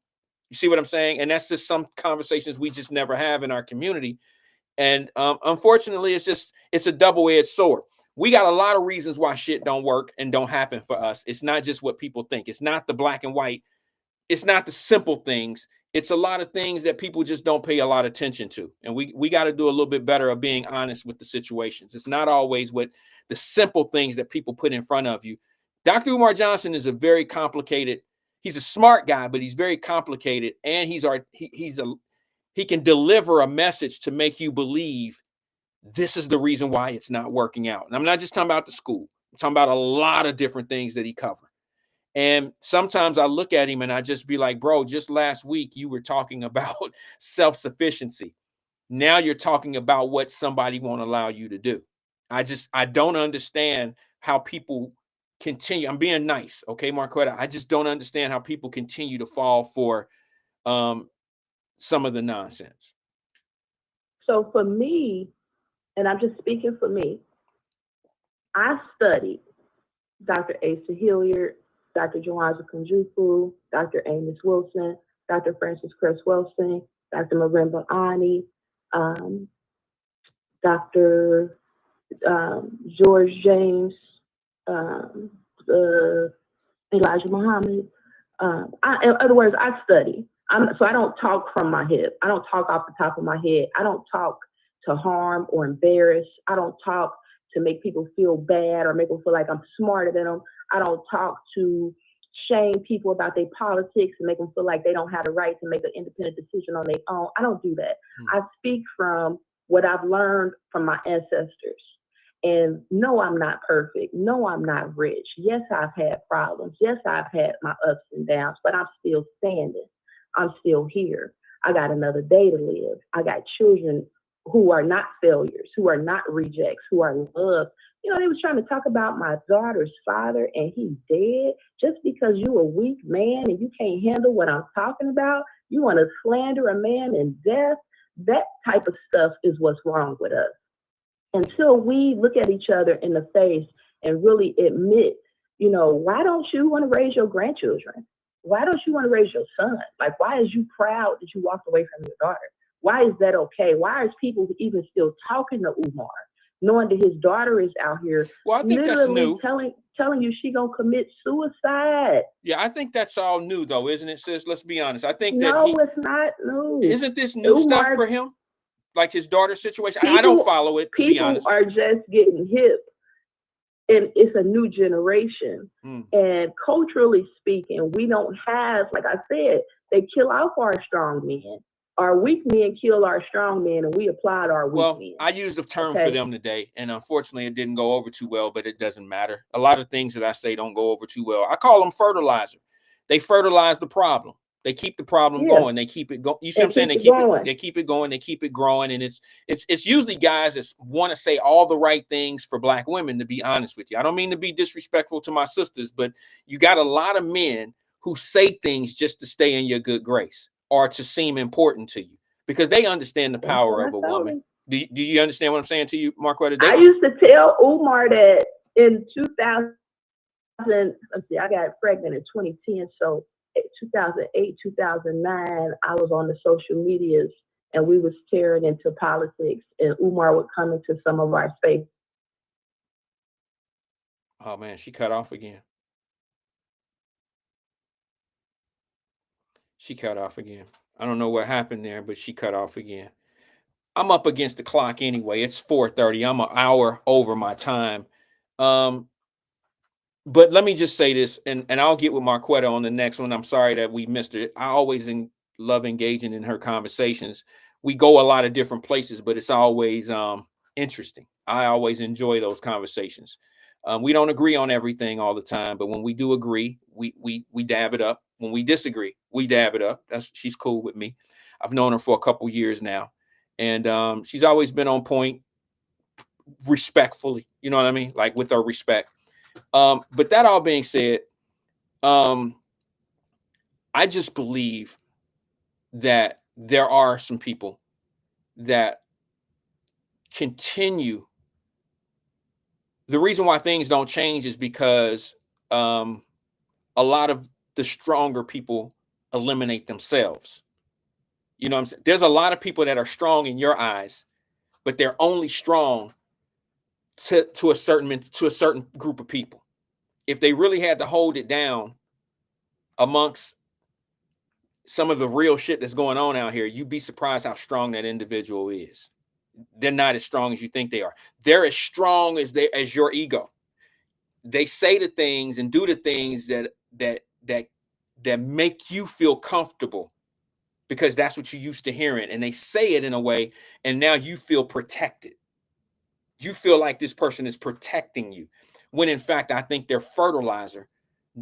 I don't think they're shit. Okay. I think they're fertilizer to the problem, because if you never discuss the real problem or discuss solving it or putting forth the effort to solve it, and you keep trying to make sure that everybody's pacified and they're not crying and that they love you and they care so much about you, then you'll never really get the problem fixed, because you're afraid to fall out of grace with these people. You're afraid that you're going to say something that's going to make them not put you in the circle of them. That's why I get what Twin be saying sometimes. I know he go off on a tangent. He go a lot of different places, but I hear frustration and I hear a lot from him that make him, some of us can handle it a little bit more than others. Okay. Some of us can kind of take it in because we're used to it. He may not have enough practice in it.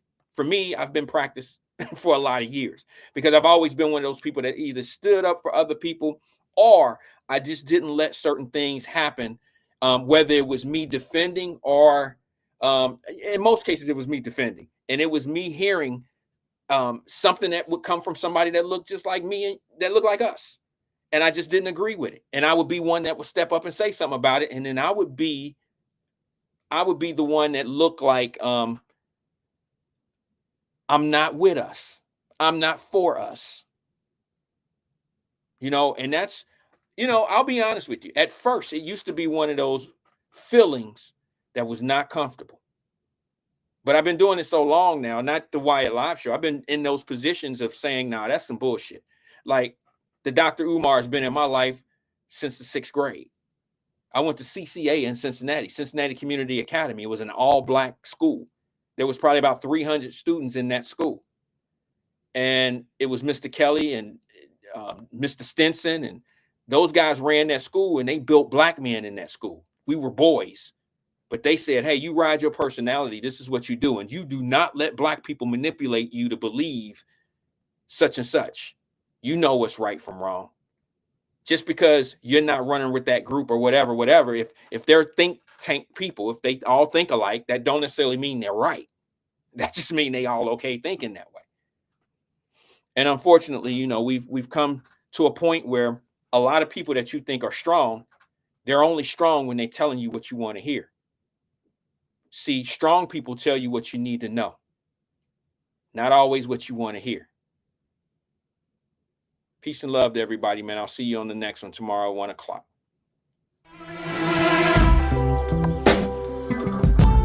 Yeah.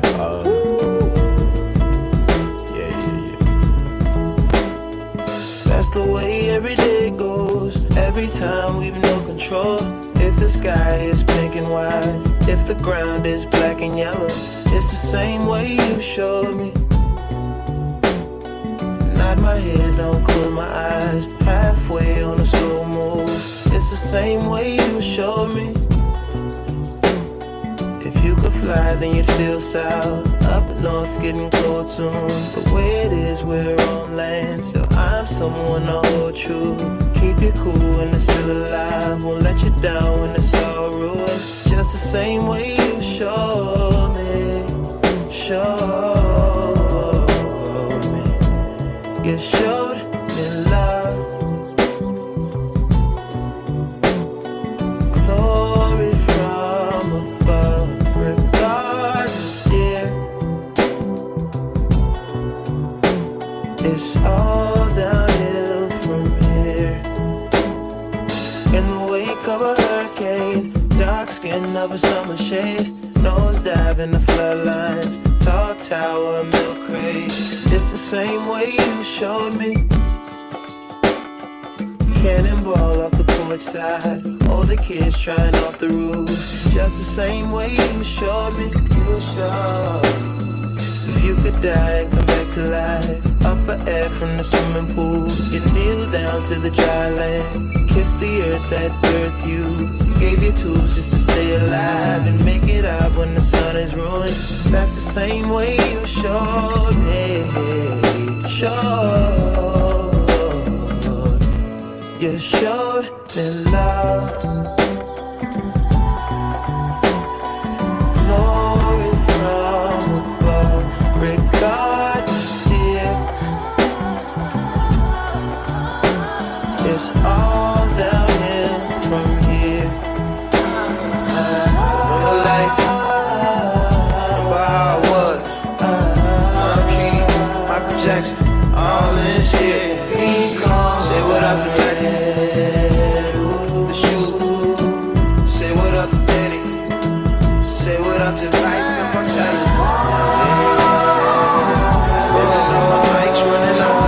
Not for me, 18, still in Granny 6. Take it easy. Give me something sweet, bitch, I might like immortality.